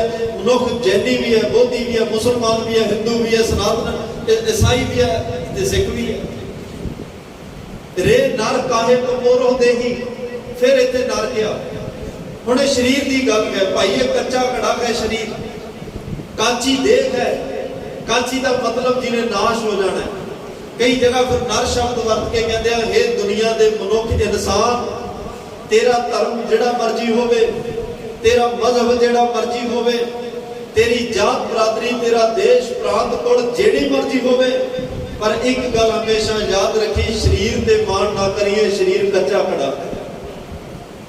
कच्चे घड़ियां विच पानी कोई कितना समा रखेगा। कच्चे भांडे रखिया किचर ताई नीर, फरीदा नदी किनारे रुकड़ा, नदी किनारे रुकड़ा, किचरक बन्ने तीर। कच्चे भांडे रखिया किचर ताई नीर। बाबा फरीद साहब कहते भाई ये शरीर ये तो नदी किनारे रुख है। उस रुख नूं पानी दियां छल्लां वगदियां ने, पानी तेज बहाव विच वगदा है। पानी दी छल तेज होवे, उस दरख्त दीयां जड़ां उखेड़ के नाल लै तुरदी है। ਤੇ ਮਹਾਰਾਜ ਸਾਹਿਬ ਕਹਿੰਦੇ ਸਰੀਰ ਇਸ ਸੰਸਾਰ ਦੇ ਸਮੁੰਦਰ ਸਾਗਰ ਦੇ ਕਿਨਾਰੇ ਖੜੇ ਹੋਏ ਇੱਕ ਰੁੱਖ ਵਰਗਾ ਹੈ। ਹਰ ਰੋਜ਼ ਕਿਤੇ ਬਿਮਾਰੀ ਦੀ ਛਲ ਵੱਜਦੀ ਹੈ, ਕਿਤੇ ਦੁੱਖਾਂ ਤਕਲੀਫਾਂ ਦੀ ਛਲ ਵੱਜਦੀ ਹੈ, ਕੋਈ ਚਿੰਤਾ ਦੀ ਛਲ ਵੱਜਦੀ ਹੈ, ਵੱਡੀ ਤੋਂ ਵੱਡੀਆਂ ਛਲਾਂ ਵੱਜਦੀਆਂ। ਕਈ ਵਾਰ ਇੰਨੀ ਭਿਆਨਕ ਛਲ ਵੱਜਦੀ ਹੈ ਜਦੋਂ ਇਹ ਸਰੀਰ ਉਸ ਮੌਤ ਦੇ ਵਹਾਅ ਵਿੱਚ ਰੁੜ ਜਾਂਦਾ, ਜਿਹਨੂੰ ਫਿਰ ਬਾਦਸ਼ਾਹ ਕਹਿੰਦੇ ਆ ਅਚਿੰਤੇ ਬਾਜ ਪਏ ਤਿਸ ਰੱਬ ਦੇ ਕੇਲਾਂ ਵਿਸਰੀਆਂ, ਜੋ ਮਨ ਚਿਤ ਨਾ ਚੇਤੇ ਸਭ ਸੋ ਗਾਲੀ ਰੱਬ ਕੀਆਂ। ਗੁਰੂ ਅਰਜਨ ਸਾਹਿਬ ਕਹਿੰਦੇ ਮੇਰਾ ਸਰੀਰ ਕੱਚਾ ਹੈ, ਕੱਚਾ ਘੜਾ ਹੈ। ਕੱਚੇ ਘੜੇ ਵਿੱਚ ਕੋਈ ਕੱਚੇ ਭਾਂਡੇ ਰੱਖੀ ਆ, ਕਿਚਰ ਆਈ ਨੀਰ ਕੱਚੇ ਭਾਂਡੇ 'ਚ ਪਾਣੀ ਕਿੰਨਾ ਸਮਾਂ ਰੁਕ ਸਕਦਾ ਹੈ। ਘੜਾ ਪੱਕਿਆ ਹੋਵੇ, ਪਕਾਇਆ ਹੋਵੇ, ਕੱਚੇ ਭਾਂਡੇ ਨੂੰ ਅੱਗ ਨਾਲ ਸੇਕਿਆ ਹੋਵੇ, ਪੱਕਾ ਬਣਾਇਆ ਹੋਵੇ ਤੇ ਉਹਦੇ 'ਚ ਕਾਫੀ ਸਮਾਂ ਪਾਣੀ ਟਿਕ ਸਕਦਾ ਹੈ। ਪਰ ਜਿਹੜਾ ਭਾਂਡਾ ਕੱਚਾ ਹੋਵੇ ਉਹ 'ਚ ਪਾਣੀ ਕੋਈ ਕਿਵੇਂ ਟਿਕਾ ਕੇ ਰੱਖਣ ਦੀ ਕੋਸ਼ਿਸ਼ ਕਰ ਸਕਦਾ ਹੈ। ਪਾਣੀ ਨੇ ਪਾਣੀ 'ਚ ਜਾ ਰਲਣਾ, ਮਿੱਟੀ ਨੇ ਮਿੱਟੀ 'ਚ ਜਾ ਰਲਣਾ, ਤੱਤ ਆਪੋ ਆਪਣੇ ਅਸਲ ਟਿਕਾਣਿਆਂ ਚਲੇ ਜਾਣਗੇ। ਮਹਾਰਾਜ ਸਾਹਿਬ ਕਹਿੰਦੇ ਤੇਰਾ ਸਰੀਰ ਤਾਂ ਭਾਈ ਉਸ ਮਿੱਟੀ ਦੇ ਕੱਚੇ ਭਾਂਡੇ ਵਰਗਾ, ਜੀ 'ਚ ਸਵਾਸਾਂ ਦਾ ਪਾਣੀ ਡਿੱਗਿਆ ਹੋਇਆ ਹੈ। ਤੇ ਗੁਰੂ ਤੇਗ ਬਹਾਦਰ ਸਾਹਿਬ ਕਹਿੰਦੇ ਚੇਤਨਾ ਹੈ ਤੋ ਚੇਤ ਲੈ, ਨਿਸ ਦਿਨ ਮਹਿ ਪ੍ਰਾਨੀ, ਛਿਨ ਛਿਨ ਔਦ ਵਿਹਾਤ ਹੈ, ਫੁੱਟੇ ਘਟ ਜਾਓ ਪਾਣੀ। ਇਹ ਕੱਚਾ ਸਰੀਰ ਦਾ ਘੜੇ ਨੂੰ ਤੋਲਣਾ ਹੈ। ਜਿਵੇਂ ਕੋਈ ਘੜਾ ਸਿਮ ਰਿਹਾ ਹੋਵੇ, ਤਰੇੜ ਆਈ ਹੋਵੇ ਤੇ ਉਹਦੇ ਚੋਂ ਇੱਕ ਇੱਕ ਬੂੰਦ ਕਰਕੇ ਸਿਮਦੀ ਹੋਵੇ, ਭਾਵੇਂ ਉਹ ਘੜਾ ਘੱਟ ਭਰਿਆ ਹੋਵੇ ਤੇ ਭਾਵੇਂ ਫੁੱਲ ਭਰਿਆ ਹੋਵੇ, ਤੇ ਜਿੱਥੋਂ ਤੱਕ ਖਾਲੀ ਹੋਣ ਦੀ ਗੱਲ ਆ ਦੋਵਾਂ ਨੇ ਖਾਲੀ ਹੋ ਜਾਣਾ। ਇੱਥੇ ਬਹੁਤੇ ਨਾਲ ਥੋੜੇ ਨਾਲ ਫਰਕ ਨਹੀਂ। ਮਹਾਰਾਜ ਸਾਹਿਬ ਕਹਿੰਦੇ ਤੇਰੇ ਇਹ ਸਰੀਰ ਦੇ ਘੜੇ 'ਚ ਸਵਾਸਾਂ ਦਾ ਪਾਣੀ ਹੈ। ਹਰ ਰੋਜ਼ 24,000 ਸਵਾਸਾਂ ਦਾ ਪਾਣੀ ਨਿਕਲ ਰਿਹਾ। ਕੋਈ ਇਨਸਾਨ 6 ਘੰਟੇ ਆਰਾਮ ਕਰੇ, 18 ਘੰਟੇ ਕੰਮ, ਹੋਰ ਆਪਣਾ ਕਾਰੋਬਾਰ, ਨਿਤਨੇਮ, ਬਾਣੀ, ਸੇਵਾ, ਗੁਰੂ ਘਰ, ਸਤਸੰਗ ਜੋ ਮਰਜ਼ੀ ਕਰੇ, 18 ਘੰਟੇ ਇਹ ਕੰਮ, 6 ਘੰਟੇ ਸਿਰਫ ਸੌਣਾ ਹੈ। ਉਹਦੇ ਰੋਜ਼ ਸਵਾਸ 22,600 ਆਉਂਦੇ ਨੇ। 1400 ਸਵਾਸ ਉਹਦਾ ਸੇਫ ਹੋ ਜਾਂਦਾ ਹੈ। ਸਭ ਤੋਂ ਲੰਮੇਰੀ ਉਮਰ ਸੱਪ ਦੀ ਮੰਨੀ ਗਈ ਹੈ, 1 ਘੰਟੇ 'ਚ ਸਿਰਫ 3 ਸਾਹ ਲੈਂਦਾ। ਖਰਗੋਸ਼ ਦੀ ਧੜਕਣ ਬੜੀ ਤੇਜ਼ ਹੈ। ਤੇ ਮਹਾਰਾਜ ਸਾਹਿਬ ਕਹਿੰਦੇ ਇਨਸਾਨ ਤੇਰੇ ਇਸ ਕੱਚੇ ਘੜੇ 'ਚੋਂ 24,000 ਸਵਾਸ, ਇੱਕ ਕਾਮੀ ਬੰਦੇ ਦੇ, ਇੱਕ ਕ੍ਰੋਧੀ ਬੰਦੇ, ਇੱਕ ਸੌਣ ਵਾਲਾ ਜਿਹੜਾ ਜ਼ਿਆਦਾ ਸੌਵੇ, ਸੌਣ ਵਾਲੇ ਤੇ ਵਿਕਾਰੀ ਬੰਦੇ ਦੀ ਜ਼ਿੰਦਗੀ ਜਿਹੜੀ ਉਹ ਜ਼ਿਆਦਾ ਵਿਅਰਥ ਹੁੰਦੀ ਹੈ, ਉਹਦੇ ਸਵਾਸ ਜ਼ਿਆਦਾ ਨਿਕਲਦੇ ਨੇ। ਤੇ ਮਹਾਰਾਜ ਸਾਹਿਬ ਕਹਿੰਦੇ 24,000 ਸਵਾਸ ਪਾਣੀ ਦੀਆਂ ਬੂੰਦਾਂ ਇਸ ਕੱਚੇ ਘੜੇ 'ਚੋਂ ਨਿਕਲ ਰਹੀਆਂ ਨੇ। ਪਾਣੀ ਭਾਵੇਂ ਥੋੜਾ ਹੋਵੇ, ਪਾਣੀ ਭਾਵੇਂ ਬਹੁਤਾ ਹੋਵੇ, ਉਮਰਾਂ ਦੀ ਗੱਲ ਨਹੀਂ। ਜਿੱਥੇ ਖਾਲੀ ਹੋਣ ਦੀ ਗੱਲ ਹੋਈ, ਉੱਥੇ ਜੇ ਉਮਰ 20 ਸਾਲ ਲਿਖੀ ਆ ਤਾਂ ਵੀ ਜਾਣਾ ਹੈ, 50 ਸਾਲ ਲਿਖੀ ਆ ਖਾਲੀ ਤਾਂ ਵੀ ਹੋਣਾ ਹੈ, ਜੇ 100 ਸਾਲ ਲਿਖੀ ਆ ਖਾਲੀ ਤਾਂ ਵੀ ਹੋਣਾ ਹੈ। ਤੇ ਪੁਰਾਣੇ ਸਮਿਆਂ 'ਚ ਲੋਕਾਂ ਦੀਆਂ 150-200 ਸਾਲ ਉਮਰਾਂ ਹੁੰਦੀਆਂ ਸੀ, ਉਹ ਵੀ ਚਲੇ ਗਏ। ਸਮਾਂ ਅੰਤ ਦਾ ਅੰਤ ਜਦੋਂ ਆਉਂਦਾ ਹੈ, ਜਿਵੇਂ ਯੁੱਗ ਭਾਵੇਂ ਕੋਈ 4 ਲੋਕੋ, ਭਾਵੇਂ 4 ਯੁੱਗਾਂ ਦੀ ਉਮਰ ਕਿਉਂ ਨਾ ਹੋਵੇ, ਮਹਾਰਾਜ ਦਾ ਕਹਿੰਦੇ ਜੇ ਯੁੱਗ ਚਾਰੇ ਆਰਜਾ ਹੋਰ ਦਸੂਣੀ ਹੋਏ, 40 ਯੁੱਗ 10 ਗੁਣਾ ਜ਼ਿਆਦਾ ਹੋ ਜਾਏ, ਉਹ ਵੀ ਨਹੀਂ ਟਿਕੇ। ਸਰੀਰਾਂ ਵਾਲੇ ਤਾਂ ਚਲੇ ਗਏ, ਕਿਉਂਕਿ ਕਾਚੀ ਦੇਹ, ਇਹ ਸਰੀਰ ਕੱਚਾ ਹੈ।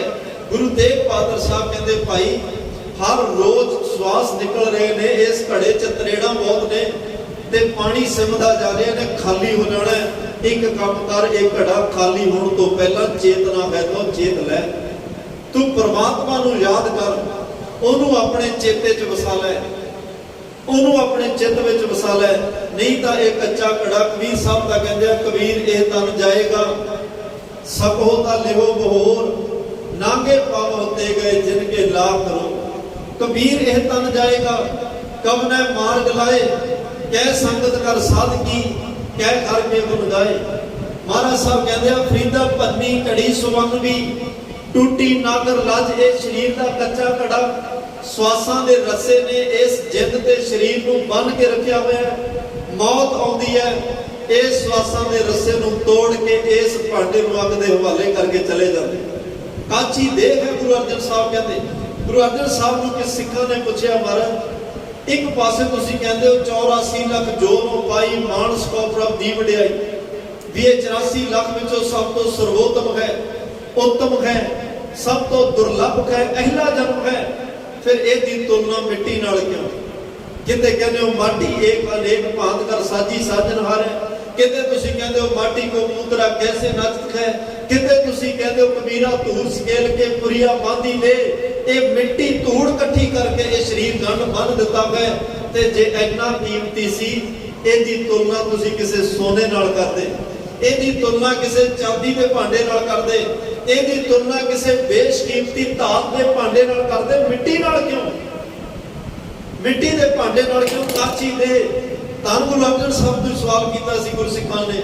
महाराज साहब कहते भाई मैं मिट्टी के भांडे नाल तुलना इस करके कर रहा क्योंकि जे किसी के घर सोने का भांडा होवे, किते वो टुट जाए, तरेड़ आ जाए, मुरम्मत करानी पै जाए, लोग उन्होंने घरों बाहर नहीं सिटते, सुनियारे को जाके मुरम्मत करा लेंगे, वो भांडा वरतन योग हो जाता है। किसी के घर चांदी का भांडा होवे, वो टुट भज जाए, लोग घरों नहीं सिटते, सुनियारे तो जाके मुरम्मत करा लेंदे ने।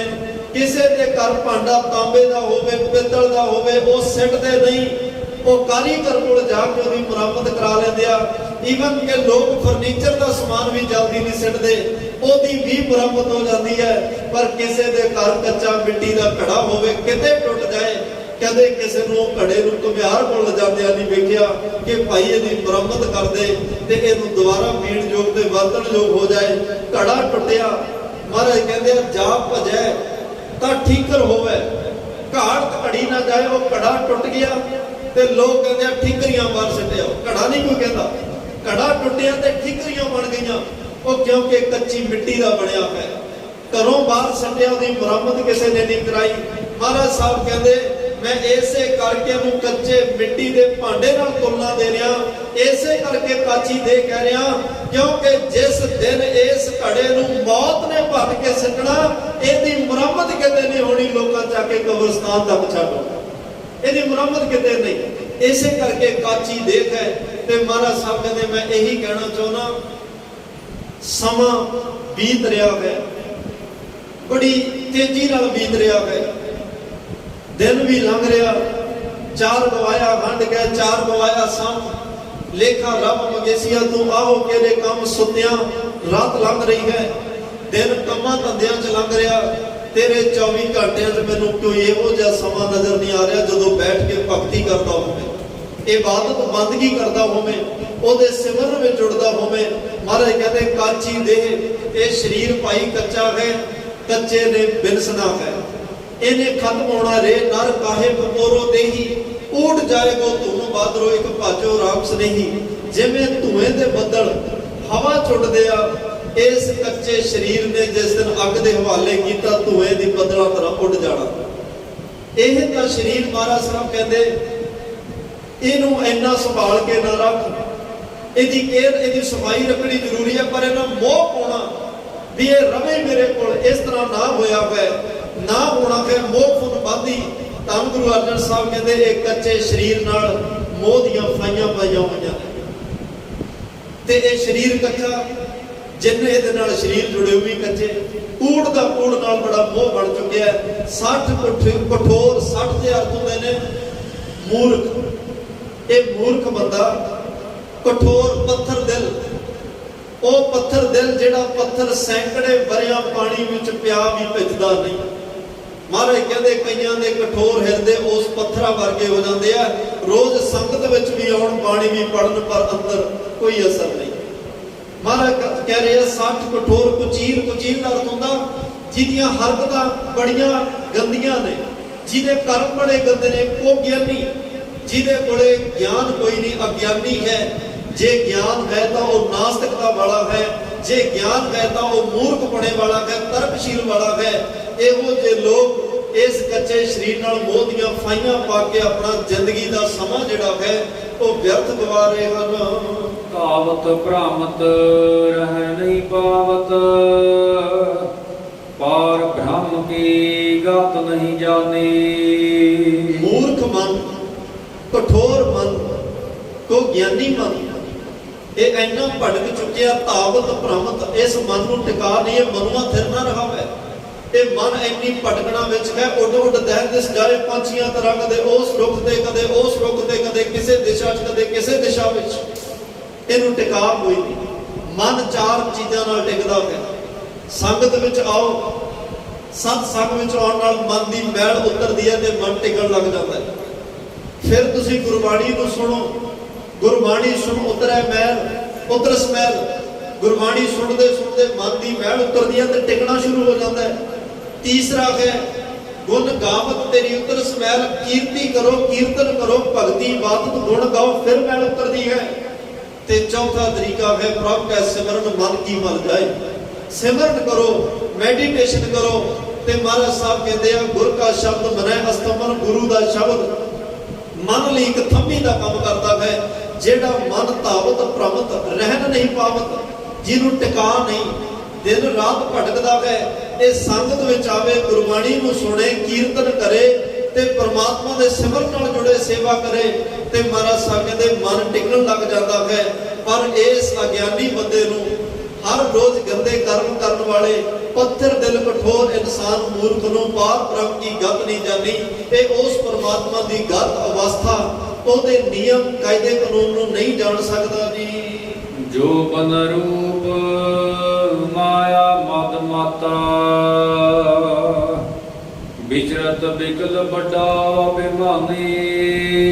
ਜੋਬਨ ਜਵਾਨੀ ਦੇ ਨਸ਼ੇ ਵਿੱਚ ਕਿ ਮੈਂ ਸਭ ਤੋਂ ਸੋਹਣਾ ਤੀਸਾ ਮਾ ਸੁੰਦਰ ਕਹਾਵੇ, ਉਸ ਨਸ਼ੇ ਵਿੱਚ ਮਾਇਆ ਮਦ ਮਾਤਾ, ਮਾਇਆ ਪੈਸਾ ਲਾ ਲਓ, ਧਨ ਦੌਲਤ ਸ਼ੌਹਰਤ ਲਾ ਲਓ, ਪੁੱਤਰ ਧੀਆਂ ਲਾ ਲਓ, ਜਾਇਦਾਦ, ਜਿਹੜੀ ਚੀਜ਼ ਪਰਮਾਤਮਾ ਤੋਂ ਦੂਰ ਲਿਜਾਵੇ ਉਹ ਮਾਇਆ। ਮਹਾਰਾਜ ਸਾਹਿਬ ਦੇ ਮਦ ਮਾਤਾ, ਨਸ਼ੇ ਵਿੱਚ ਮੱਤਿਆ ਹੋਇਆ ਰਤਿਆ ਹੋਇਆ, ਇਹ ਜੋਬਨ ਦੇ ਨਸ਼ੇ ਵਿੱਚ। ਧਨ ਜੋਬਨ ਪ੍ਰਭ ਦਾ ਕੈ ਮਦਵੈ ਅਹਨਸ ਰਹਿ ਦੀਵਾਨਾ। ਧਨ ਦਾ ਨਸ਼ਾ, ਜੋਬਨ ਦਾ ਨਸ਼ਾ, ਪ੍ਰਭ ਦਾ ਚੌਧਰ ਲੀਡਰੀ ਦਾ ਨਸ਼ਾ। ਨਸ਼ਾ ਤਾਂ ਇੱਕ ਮਾਣ ਨਹੀਂ ਹੁੰਦਾ। ਔਰੰਗਜ਼ੇਬ ਨੂੰ ਨਸ਼ਾ ਚੜਿਆ, ਬਾਦਸ਼ਾਹ ਦਾ 50 ਸਾਲ ਉਹ ਨਸ਼ਾ ਉਤਰੇ ਨਹੀਂ। 50 ਸਾਲ ਉਹ ਨਸ਼ੇ ਦੇ ਵਿੱਚ ਗਲਤ ਕੰਮ ਹੁੰਦੇ ਨੇ। ਉਸ ਨਸ਼ੇ 'ਚ ਉਹਨੇ ਪਿਓ ਕੈਦ ਕੀਤਾ, ਭਰਾਵਾਂ ਦਾ ਕਤਲ ਕੀਤਾ, ਭੈਣ ਤੱਕ ਨੂੰ ਨਹੀਂ ਛੱਡਿਆ। ਕਿੰਨੇ ਪੀਰ ਫਕੀਰ ਉਹਨੇ ਚਿੱਟੇ ਦਿਨ ਕਤਲ ਕੀਤੇ। ਗੁਰੂ ਤੇਗ ਬਹਾਦਰ ਸਾਹਿਬ ਨੂੰ ਉਹਦੇ ਰਾਜ ਵਿੱਚ ਸ਼ਹੀਦ ਕੀਤਾ ਜਾਂਦਾ ਹੈ। ਸਰਮਦ ਫਕੀਰ ਵਰਗੇ ਉਹਦੇ ਰਾਜ ਵਿੱਚ ਕਤਲ ਹੁੰਦੇ ਨੇ। ਇੰਨੇ ਪੀਰਾਂ ਫਕੀਰਾਂ, ਕਿੰਨੇ ਲੋਕਾਂ ਦਾ, ਨਿਰਦੋਸ਼ੀਆਂ ਦਾ ਖੂਨ ਪੀਤਾ ਕਿਉਂਕਿ ਨਸ਼ਾ ਬਹੁਤ ਸੀ। ਨਸ਼ੇ ਵਿੱਚ ਗਲਤ ਕੰਮ ਹੋਏ। ਮਹਾਰਾਜ ਕਹਿੰਦੇ ਅੱਜ ਜੋਬਨ ਦਾ ਮਾਇਆ ਦੇ ਨਸ਼ੇ ਵਿੱਚ ਇਹ ਰਤਿਆ ਪਿਆ, ਮਸਤੀ ਚੜੀ ਹੋਈ ਹੈ। ਵਿਚਰਤ ਵਿਕਲ ਵੱਡੋ ਮਾਨੀ, ਵਿਚਰਤ ਅਰਥ ਹੁੰਦਾ ਫਿਰਦਾ, ਵਿਕਲ ਵਿਆਕੁਲ ਹੋਇਆ, ਵੱਡੋ ਬਹੁਤ ਵੱਡਾ ਅਭਿਮਾਨੀ। ਇਹ ਸਤਿਗੁਰੂ ਪਾਤਸ਼ਾਹ ਕਹਿੰਦੇ ਇੰਨਾ ਵੱਡਾ ਹੰਕਾਰੀ ਵਿਆਕੁਲ ਹੋਇਆ, 24 ਘੰਟੇ ਭਰਮ ਦਾ ਭਟਕਦਾ ਫਿਰਦਾ ਹੈ ਮਾਇਆ ਦੇ ਨਸ਼ੇ ਵਿੱਚ। ਪਰ ਧਨ ਪਰ ਅਪਵਾਦ ਨਾਰ ਨਿੰਦਾ, ਯਹ ਮਿੱਠੀ ਜੀ ਮਾਹੇ ਤਾਨੀ। ਧੰਨ ਗੁਰੂ ਅਰਜਨ ਦੇਵ ਪਾਤਸ਼ਾਹ ਕਹਿੰਦੇ ਪਰਾਇਆ ਧਨ, ਪਰਾਇਆ ਅਪਵਾਦ ਦਾ ਅਰਥ ਹੁੰਦਾ ਝਗੜੇ। ਕਿਸੇ ਕੋਈ 4 ਬੰਦੇ ਲੜਦੇ ਹੋਣ ਐਵੇਂ ਤੁਰਿਆ ਜਾਂਦਾ, ਰੁਕ ਜਾਂਦਾ। ਕੋਈ 2 ਬੰਦੇ ਗਾਲਾਂ ਕੱਢ ਰਹੇ ਹੋਣ ਐਵੇਂ ਕੋਲੇ ਕੋਈ ਲੱਗਦਾ ਦੇਗਾ ਨਹੀਂ। ਸੁਣਨਾ ਕੰਨ ਰਸ, ਕੀ ਕਰ, ਕੌਣ ਕਿਸੇ ਨੂੰ ਕੀ ਕਹਿ ਰਿਹਾ, ਕਿਉਂ ਲੜ ਰਿਹਾ, ਕੋਈ ਗੱਲ ਨਾਲ ਮਤਲਬ ਨਹੀਂ। ਪਰ ਅਪਵਾਦ, ਪਰਾਏ ਝਗੜੇ ਚੰਗੇ ਲੱਗਦੇ ਆ। ਪਰ ਪਰਾਇਆ ਧਨ, ਪਰ ਨਾਰ, ਪਰਾਈ ਇਸਤਰੀ ਰੂਪ, ਪਰਾਈ ਨਿੰਦਿਆ। ਮੇਰੇ ਦੁਸ਼ਮਣ ਦੀ ਕੋਈ ਨਿੰਦਿਆ ਕਰੇ ਚੰਗਾ ਲੱਗਦਾ, ਮੇਰੀ ਕੋਈ ਉਸਤਤ ਕਰੇ ਚੰਗਾ ਲੱਗਦਾ ਹੈ। ਇਹ ਮਿੱਠੀਏ ਸਭ ਕੁਝ ਮਿੱਠਾ ਲੱਗ ਰਿਹਾ ਹੈ। ਫਰੀਦਾ ਇਹ ਕਿਸ ਗੰਦਲਾਂ ਧਰੀਆਂ ਖੰਡ ਲਵਾੜ। ਇਹ ਜ਼ਹਿਰ ਦੀਆਂ ਗੰਦਲਾਂ ਦੇ ਉੱਤੇ ਇਹੋ ਜਿਹਾ ਇੱਕ ਛਲਾਵੇ ਦਾ ਮਿੱਠਾ ਰਸ ਖੰਡ ਲਾਈ ਹੋਈ ਹੈ। ਜਦੋਂ ਚੱਖਦਾ ਮਿੱਠੀਆਂ ਮਰੇ ਦਾ ਰਸ, ਜਦੋਂ ਅੱਗੇ ਜਾ ਕੇ ਚੱਬਦਾ ਉਹ ਫਿੱਕਾ ਤੇ ਕੜਵਾ ਬਦਲ ਜਾਂਦਾ ਹੈ। ਜੀ ਮਾਹੀ ਹਿਤਾਨੀ, ਇਹ ਮਨ ਨੂੰ ਮਹਾਰਾਜ ਸਾਹਿਬ ਕਹਿੰਦੇ ਮੂਰਖ ਇਨਸਾਨ ਜਿਹੜਾ ਪਰਮਾਤਮਾ ਤੋਂ ਟੁੱਟਿਆ ਹੋਇਆ ਹੈ, ਉਹਨੂੰ ਸਭ ਕੁਝ ਪਰਾਇਆ। ਹਿਤਾਨੀ ਦਾ ਮਤਲਬ ਹੁੰਦਾ ਪਿਆਰਾ ਲੱਗਦਾ ਹੈ। ਬਾਜ ਛਾਪ ਗਾਤੇ ਉਬਾਵਾ, ਪੇਖਦ ਸੁਨਤ ਪ੍ਰਭ ਅੰਤਰ ਜਾਮੀ। ਬਲਵੰਸ਼ ਦੇ ਅਰਥ ਹੁੰਦੇ ਨੇ ਠੱਗ। ਮਹਾਰਾਜ ਸਾਹਿਬ ਕਹਿੰਦੇ ਛੁਪ ਕੇ ਠੱਗੀਆਂ ਕਰਦਾ, ਇਹਨੂੰ ਪਤਾ ਲੱਗਦਾ ਵੀ ਪਤਾ ਇੱਥੇ ਕਿਹੜਾ ਕੋਈ ਦੇਖਦਾ ਹੈ। ਆਲੇ ਦੁਆਲੇ ਦੇਖਿਆ ਵੀ ਕੈਮਰਾ ਤਾਂ ਨਹੀਂ ਲੱਗਿਆ, ਕੈਮਰੇ ਤੋਂ ਬਚ ਗਿਆ, ਸਾਰੀਆਂ ਚੀਜ਼ਾਂ ਤੋਂ ਬਚਾਅ ਕਰਕੇ ਇਹਨੂੰ ਲੱਗਿਆ ਵੀ ਆਪਾਂ ਠੱਗੀ ਮਾਰ ਲਈ, ਚੋਰੀ ਕਰ ਲਈ, ਇੱਥੇ ਕਿਹੜਾ ਕਿਸੇ ਨੂੰ ਪਤਾ ਲੱਗਿਆ। ਪਾਤਸ਼ਾਹ ਕਹਿੰਦੇ ਨਹੀਂ, ਹੱਟ ਪੱਟਣ ਵਿੱਚ ਮੰਦਰ ਭੰਨੈ, ਕਰ ਚੋਰੀ ਕਰ ਆਵੈ, ਅੱਗੋਂ ਦੇਖੈ ਪਿੱਛੋਂ ਦੇਖੈ, ਤੁਝ ਤੇ ਕਾਂਝ। ਜਿਹੜਾ ਸਭ ਤੋਂ ਵੱਡਾ ਸੀਸੀਟੀਵੀ ਕੈਮਰਾ ਪਰਮਾਤਮਾ ਨੇ ਤੇਰੇ ਅੰਦਰ ਲਾਇਆ ਹੋਇਆ ਹੈ, ਉਹ ਤੋਂ ਕਿਵੇਂ ਬਚੇਗਾ। ਜਿਵੇਂ ਇੱਕ ਮਹਾਤਮਾ ਕੋਲ ਕੋਈ ਆਏ, ਚੇਲੇ ਬਣਨ ਕਹਿੰਦੇ ਨਹੀਂ ਸਾਨੂੰ ਗੁਰੂ ਉਪਦੇਸ਼ ਦਿਓ, ਅਸੀਂ ਤੁਹਾਡੇ ਚੇਲੇ ਬਣਨਾ। ਤੇ ਉਹ ਮਹਾਤਮਾ ਨੇ ਕਿਹਾ ਵੀ ਪ੍ਰੀਖਿਆ ਲੈਣੀ ਪਏਗੀ। ਉਹ ਕਹਿੰਦੇ ਜੀ ਲਓ। ਉਹ ਦੋਨਾਂ ਜਣਿਆਂ ਨੂੰ 2 ਕਬੂਤਰ ਦਿੱਤੇ। ਇਹ ਕਹਿੰਦੇ ਵੀ ਉੱਥੇ ਮਾਰ ਕੇ ਲਿਆਉਣੇ ਜਿੱਥੇ ਤੁਹਾਨੂੰ ਕੋਈ ਦੇਖਦਾ ਨਾ ਹੋਵੇ, ਫਿਰ ਆ ਕੇ ਤੁਹਾਨੂੰ ਮੈਂ ਗਿਆਨ ਦੇ ਦਿਆਂਗਾ। ਇੱਕ ਕੋਈ ਮੇਰੇ ਵਰਗਾ ਚੰਚਲ ਬਿਰਤੀ ਦਾ ਸੀ, ਉਹਨੇ ਮਹਾਤਮਾ ਵੱਲ ਪਿੱਠ ਕੀਤੀ, ਥੋੜਾ ਜਿਹਾ ਅੱਗੇ ਗਿਆ, ਦੇਖਿਆ ਵੀ ਆਲੇ ਦੁਆਲੇ ਕੋਈ ਨਹੀਂ, ਕਬੂਤਰ ਦੀ ਗਰਦਨ ਮਰੋੜੀ ਤੇ ਲਿਆ ਕੇ ਰੱਖਤਾ। ਕਹਿੰਦਾ ਜੀ ਉੱਥੇ ਮਾਰ ਗਿਆ ਜਿੱਥੇ ਕੋਈ ਨਹੀਂ ਸੀ ਦੇਖਦਾ। ਦੂਸਰੇ ਨੇ ਸਾਰਾ ਦਿਨ ਲਗਾ ਦਿੱਤਾ, ਸ਼ਾਮਾਂ ਪੈ ਗਈਆਂ, ਤਕਾਲਾਂ ਮੂੰਹ ਹਨੇਰਾ ਹੋਇਆ। ਜਦੋਂ ਹਨੇਰੇ ਵਿੱਚ ਵੀ ਉਹਨੇ ਕੋਸ਼ਿਸ਼ ਕੀਤੀ ਵੀ ਹੁਣ ਹਨੇਰਾ ਪੈ ਗਿਆ, ਹੁਣ ਤਾਂ ਕੋਈ ਨਹੀਂ ਨਾ ਦੇਖਦਾ। ਰਾਤ ਵੀ ਲੰਘ ਗਈ। 24 ਘੰਟਿਆਂ ਬਾਅਦ ਜਦੋਂ ਵਾਪਸ ਆਇਆ, ਕਬੂਤਰ ਜਿਉਂਦਾ। ਮਹਾਤਮਾ ਕਹਿੰਦੇ ਵੀ ਤੈਨੂੰ ਕੋਈ ਜਗ੍ਹਾ ਹੀ ਨਹੀਂ ਲੱਭੀ ਮਾਰਨ ਵਾਸਤੇ? ਉਹ ਕਹਿੰਦੇ ਜੀ ਜਗ੍ਹਾ ਤਾਂ ਬਹੁਤ ਲੱਭੀਆਂ, ਪਰ ਇੱਕ ਗੱਲ ਵਾਰ-ਵਾਰ ਮਨ ਜਿਹੜਾ ਉਹ ਕਹਿੰਦਾ ਰਿਹਾ, ਭਾਈ ਦੁਨੀਆਦਾਰਾਂ ਦੀਆਂ ਅੱਖਾਂ 'ਚ ਘੱਟਾ ਤਾਂ ਪਾ ਲੇਗਾ, ਆਪਣੇ ਮਹਾਤਮਾ ਦੀਆਂ ਅੱਖਾਂ 'ਚ ਘੱਟਾ ਪਾ ਲੇਗਾ, ਪਰ ਜਿਹੜਾ ਅੰਦਰ ਪਰਮਾਤਮਾ ਬੈਠਾ ਉਹ ਤਾਂ ਵੇਖ ਰਿਹਾ। ਕਬੂਤਰ ਤਾਂ ਵੇਖ ਰਿਹਾ ਨਾ ਤੈਨੂੰ, ਕਬੂਤਰ ਵਿੱਚ ਵੀ ਪਰਮਾਤਮਾ ਬੈਠਾ ਹੈ, ਉਹ ਤੈਨੂੰ ਵੇਖ ਰਿਹਾ। ਜਦੋਂ ਮਾਰੇਗਾ ਤੇਰੇ ਅੰਦਰ ਪਰਮਾਤਮਾ ਬੈਠਾ, ਤੇਰੀਆਂ ਅੱਖਾਂ ਦੇਖ ਰਹੀਆਂ ਤੇ ਉਹ ਪਰਮਾਤਮਾ ਹੀ ਵੇਖ ਰਿਹਾ। ਉਹ ਕਹਿਣ ਲੱਗੇ ਮਹਾਤਮਾ ਮੈਨੂੰ ਕੋਈ ਵੀ ਜਗ੍ਹਾ ਇਹੋ ਜਿਹੀ ਨਹੀਂ ਲੱਭੀ ਜਿੱਥੇ ਪਰਮਾਤਮਾ ਵੇਖ ਨਾ ਰਿਹਾ ਹੋਵੇ, ਇਸ ਲਈ ਮੇਰਾ ਮਾਰਨ ਨੂੰ ਜੀ ਨਹੀਂ ਕੀਤਾ ਵੀ ਦੇਖ ਰਿਹਾ ਉਹ, ਤੇ ਮੈਂ ਕਿਉਂ ਪਾਪ ਤੇ ਅਪਰਾਧ ਕਰਾਂ। ਮਹਾਤਮਾ ਨੇ ਕਿਹਾ ਤੂੰ ਇਸ ਗੱਦੀ ਦੇ ਲਾਇਕ ਹੈ, ਤੈਨੂੰ ਮੈਂ ਆਪਣਾ ਸ਼ਾਗਿਰਦ ਬਣਾਉਂਗਾ। ਤੇ ਮਹਾਰਾਜ ਕਹਿੰਦੇ ਇਹ ਲੁਕ ਕੇ ਠੱਗੀਆਂ ਮਾਰਦਾ, ਛੁਪ ਕੇ ਠੱਗੀਆਂ ਵੀ ਕਿਹੜਾ ਕਿਸੇ ਨੂੰ ਪਤਾ ਹੈ। ਪਰ ਗਰੀਬ ਨਵਾਜ਼ ਪਾਤਸ਼ਾਹ ਕਹਿੰਦੇ ਕਰਤ ਉਪਾਵਾ ਬੜੇ ਉਪਾ, ਹੀਲੇ ਵਸੀਲੇ ਯਤਨ ਕਰਦਾ, ਪੇਖਤ ਸੁਣਤ ਪ੍ਰਭ ਅੰਤਰ ਜਾਮੀ। ਇਹ ਬੜੀਆਂ ਛੁਪ ਕੇ ਠੱਗੀਆਂ ਮਾਰਦੇ ਉਪਾਅ 'ਚ ਲੱਗਿਆ ਰਹਿੰਦਾ, ਪਰ ਇਹਨੂੰ ਇਹ ਨਹੀਂ ਪਤਾ ਪੇਖਤ ਸੁਣਤ ਪ੍ਰਮਾਤਮਾ ਦੇਖਦਾ ਵੀ ਹੈ ਤੇ ਸੁਣਦਾ ਵੀ ਹੈ। ਪ੍ਰਭ ਅੰਤਰ ਜਾਮੀ, ਤੂੰ ਜਿਹੜੀ ਗੱਲ ਨਹੀਂ ਵੀ ਬੋਲਦਾ ਨਾ, ਪਰਮਾਤਮਾ ਉਹ ਵੀ ਜਾਣਦਾ। ਮੈਨੂੰ ਬੋਲਿਆ ਸਭ ਕੁਝ ਜਾਣਦਾ। ਉਹ ਅੰਤਰਜਾਮੀ ਪਰਮਾਤਮਾ ਤੋਂ ਕਿਵੇਂ ਛੁਪਾਵੇਗਾ?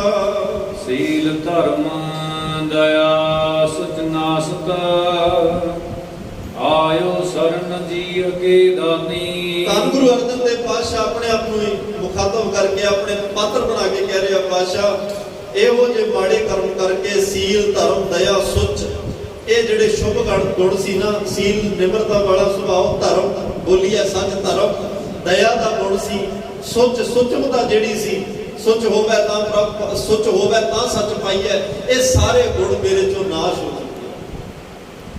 ਤੇ ਸਾਰੇ ਗੁਣ ਹਰ ਬਿਸਰਤ ਤੇਰੇ ਗੁਣ ਗਲਿਆ, ਪਰਮਾਤਮਾ ਭੁੱਲ ਗਿਆ ਤੇ ਗੁਣ ਖਤਮ ਹੋ ਗਏ। ਆਇਓ ਸ਼ਬਦ ਜੀ ਕੇ ਦਾਨੀ, ਇਹ ਜੀਵਨ ਦਾਨ ਦੇਣ ਵਾਲੇ ਪਰਮਾਤਮਾ, ਮੇਰੇ ਕੋਲੇ ਗੁਣ ਕੋਈ ਨਹੀਂ ਬਚਿਆ। ਬਸ ਇੰਨੀ ਕੁ ਸਮਝ ਪਈ ਕਿ ਤੁਸੀਂ ਸਤ ਬਖਸ਼ੰਦ ਸਦਾ ਮਿਹਰਬਾਨਾ, ਔਗਣ ਕੋ ਨਾ ਚਿਤਾਰੇ। ਬਸ ਇਹ ਗੱਲ ਸੁਣ ਕੇ ਤੁਹਾਡੇ ਚਰਨਾਂ ਵਿੱਚ ਜੀਵਨ ਦਾਨ ਦੇਣ ਵਾਲੇ ਕਾਲਪੁਰਖ ਵਾਹਿਗੁਰੂ ਪਰਮਾਤਮਾ ਮੈਂ ਆਇਆ ਹਾਂ। ਕਾਰਣ ਕਰਨ ਸਮਰੱਥ ਸ੍ਰੀ ਧਾਰ, ਰਾਖ ਲਿਓ ਨਾਨਕ ਕੀ ਸੁਆਮੀ। ਧੰਨ ਗੁਰੂ ਅਰਜਨ ਦੇਵ ਪਾਤਸ਼ਾਹ ਨੇ ਸਾਨੂੰ ਅੱਜ ਅਰਦਾਸ ਕਰਨੀ ਦੱਸੀ ਹੈ ਪਰਮਾਤਮਾ ਦੇ ਚਰਨਾਂ 'ਚ, ਤੇ ਸਾਰੀ ਤਨੋਂ ਮਨੋਂ ਇਹੀ ਅਰਦਾਸ ਕਰਕੇ ਜਾਇਓ ਜੋ ਗੁਰੂ ਅਰਜਨ ਦੇਵ ਪਾਤਸ਼ਾਹ ਕਰਦੇ ਆ। ਕਹਿਣ ਲੱਗੇ ਮੇਰੇ 'ਚ ਗੁਣ ਕੋਈ ਨਹੀਂ ਰਿਹਾ, ਤੁਹਾਡੇ ਤੋਂ ਲੁਕ ਛੁਪ ਕੇ ਮੈਂ ਠੱਗੀਆਂ ਮਾਰ ਰਿਹਾ, ਪਰਾਏ ਧਨ ਪਰਾਏ ਰੂਪ ਮੈਨੂੰ ਲੁਹਾਏ ਮਨੋਂ ਪਿਆਰੇ ਲੱਗ ਰਹੇ ਨੇ, ਮੈਂ ਸਭ ਤੋਂ ਮੂਰਖ ਹਾਂ, ਕਠੋਰ ਹਾਂ, ਪੱਥਰ ਦਿਲ ਹਾਂ, ਮੇਰੇ ਕਰਮ ਗੰਦੇ ਹੋ ਚੁੱਕੇ ਨੇ। ਕੋ ਗਿਆਨੀ ਮੈਨੂੰ ਪਰਮਾਤਮਾ ਦੇ ਘਰ ਦੀ ਕੋਈ ਸੋਝੀ, ਕੋਈ ਸਮਝ, ਉਹਦੀ ਅਵਸਥਾ ਦਾ ਕੁਝ ਨਹੀਂ ਪਤਾ। ਪਰ ਹੇ ਕਾਰਨ ਕਰਨ ਸਮਰੱਥ ਸ੍ਰੀਧਰ, ਹੈ ਸ੍ਰੀਧਰ ਦੇ ਅਰਥ ਹੁੰਦੇ ਮਾਇਆ ਦੇ ਪਤੀ ਪਰਮਾਤਮਾ, ਤੁਸੀਂ ਸਰਬ ਕਲਾ ਕਾਰਨ ਕਰਨ ਸਮਰੱਥ, ਦੁਨੀਆ ਬਣਾਉਣ ਵਾਲੇ, ਚਲਾਉਣ ਵਾਲੇ, ਖਤਮ ਕਰਨ ਵਾਲੇ ਤੁਸੀਂ, ਮਾਇਆ ਦੇ ਪਤੀ ਅਕਾਲ ਪੁਰਖ ਵਾਹਿਗੁਰੂ ਪਰਮਾਤਮਾ, ਤੁਹਾਡੇ ਚਰਨਾਂ 'ਚ ਅਰਦਾਸ ਹੈ, ਰਾਖ ਲਿਓ ਨਾਨਕ ਕੇ ਸੁਆਮੀ। ਇਸ ਨਾਨਕ ਦਾਸ ਨੂੰ ਅਕਾਲ ਪੁਰਖ ਵਾਹਿਗੁਰੂ ਪਰਮਾਤਮਾ ਜਿਉਂ ਭਾਵੈ ਤਿਉਂ ਰਾਖ ਲੈ। ਹਮ ਸ਼ਰਨ ਪ੍ਰਭ ਆਏ ਰਾਮ ਰਾਜੇ, ਬੁਰੇ ਭਲੇ ਹਮ ਥਾਰੇ, ਪ੍ਰਭ ਜੀਓ ਖਸਮਾਨਾ ਕਰ ਪਿਆਰੇ, ਬੁਰੇ ਭਲੇ ਹਮ ਥਾਰੇ। ਅਬ ਹਮ ਚੱਲੀ ਠਾਕੁਰ ਪੈਕਾਰ, ਕੋਈ ਭਲਾ ਕਹੋ ਭਾਵੇਂ ਬੁਰਾ ਕਹੋ, ਹਮ ਤਨ ਦਿਓ ਹੈ ਢਾਲ। ਮੈਂ ਆਪਣਾ ਆਪ ਤੇਰੇ ਚਰਨਾਂ ਵਿੱਚ ਆ ਕੇ ਢਾਲ ਦਿੱਤਾ ਹੈ, ਸਮਰਪਣ ਕਰ ਦਿੱਤਾ। ਮੈਂ ਮੱਥਾ ਨਹੀਂ ਟੇਕਿਆ ਬਲਕਿ ਆਪਣੀ ਮੱਤ ਤੇਰੇ ਚਰਨਾਂ 'ਚ ਰੱਖ ਦਿੱਤੀ ਹੈ। ਗੁਣ ਮੇਰੇ ਕੋਲ ਕੋਈ ਨਹੀਂ, ਇਸ ਔਗਣਾਂ ਦੇ ਭਰੇ ਹੋਏ ਨੂੰ ਹਮ ਆਪ ਗੁਣ ਭਰੇ, ਇੱਕ ਗੁਣ ਨਹੀਂ, ਇੱਕ ਵੀ ਗੁਣ ਨਹੀਂ ਬਚਿਆ। ਸਤਿਗੁਰੂ ਕਿਰਪਾ ਕਰੋ, ਮੇਰੀ ਭੈੜੀ ਮੱਤ ਆਪਣੇ ਚਰਨਾਂ 'ਚ ਰੱਖ ਲਓ, ਮੈਨੂੰ ਚੰਗੀ ਮੱਤ ਆਪਣੀ ਬਖਸ਼ਿਸ਼ ਕਰ। ਮੇਰੇ ਔਗਣ ਸਾਰੇ ਆਪਣੇ ਘਰ ਵਿੱਚ ਰੱਖ ਲਓ, ਗੁਣ ਸਾਰੇ ਮੇਰੀ ਝੋਲੀ 'ਚ ਪਾ ਦਿਓ। ਮੇਰੀਆਂ ਠੱਗੀਆਂ, ਮੇਰੇ ਪਾਪ, ਮੇਰੇ ਅਪਰਾਧ ਆਪਣੇ ਘਰ ਵਿੱਚ ਰੱਖ ਲਓ। ਕਰੋ ਤੇ ਪੁੰਨ ਦਾਨ ਪਰਉਪਕਾਰ ਮੇਰੀ ਝੋਲੀ ਵਿੱਚ ਪਾ ਦਿਓ। ਇੱਥੇ ਸੌਦਾ ਹੀ ਦੁਨੀਆ ਤੋਂ ਵੱਖਰਾ ਹੁੰਦਾ ਹੈ। ਇੱਥੇ ਤਾਂ ਲੋਕ ਹੀਰਿਆਂ ਦੀ ਕੀਮਤ ਲਈ ਪੈਸਾ ਦਿੰਦੇ ਨੇ, ਸੋਨਾ ਲੈਣਾ ਹੋਵੇ ਪੈਸਾ ਦਿੰਦੇ ਨੇ। ਕਦੇ ਵੀ ਦੁਨੀਆ 'ਚ ਐਵੇਂ ਨਹੀਂ ਹੋਇਆ ਵੀ ਸੱਚ ਦੇ ਬਦਲੇ ਕੱਚ ਕੋਈ ਦੇ ਕੇ ਸੱਚ ਖਰੀਦ ਲਿਆਵੇ, ਸੱਚ ਖਰੀਦਣ ਲਈ ਕੋਈ ਝੂਠ ਦੇ ਕੇ ਸੱਚ ਖਰੀਦ ਲਿਆਵੇ, ਕਿਸੇ ਤੋਂ ਗੁਣ ਲੈਣ ਗਿਆ ਕੋਈ ਆਪਣੇ ਔਗਣ ਦੇ ਕੇ ਗੁਣ ਖਰੀਦ ਲਿਆਵੇ।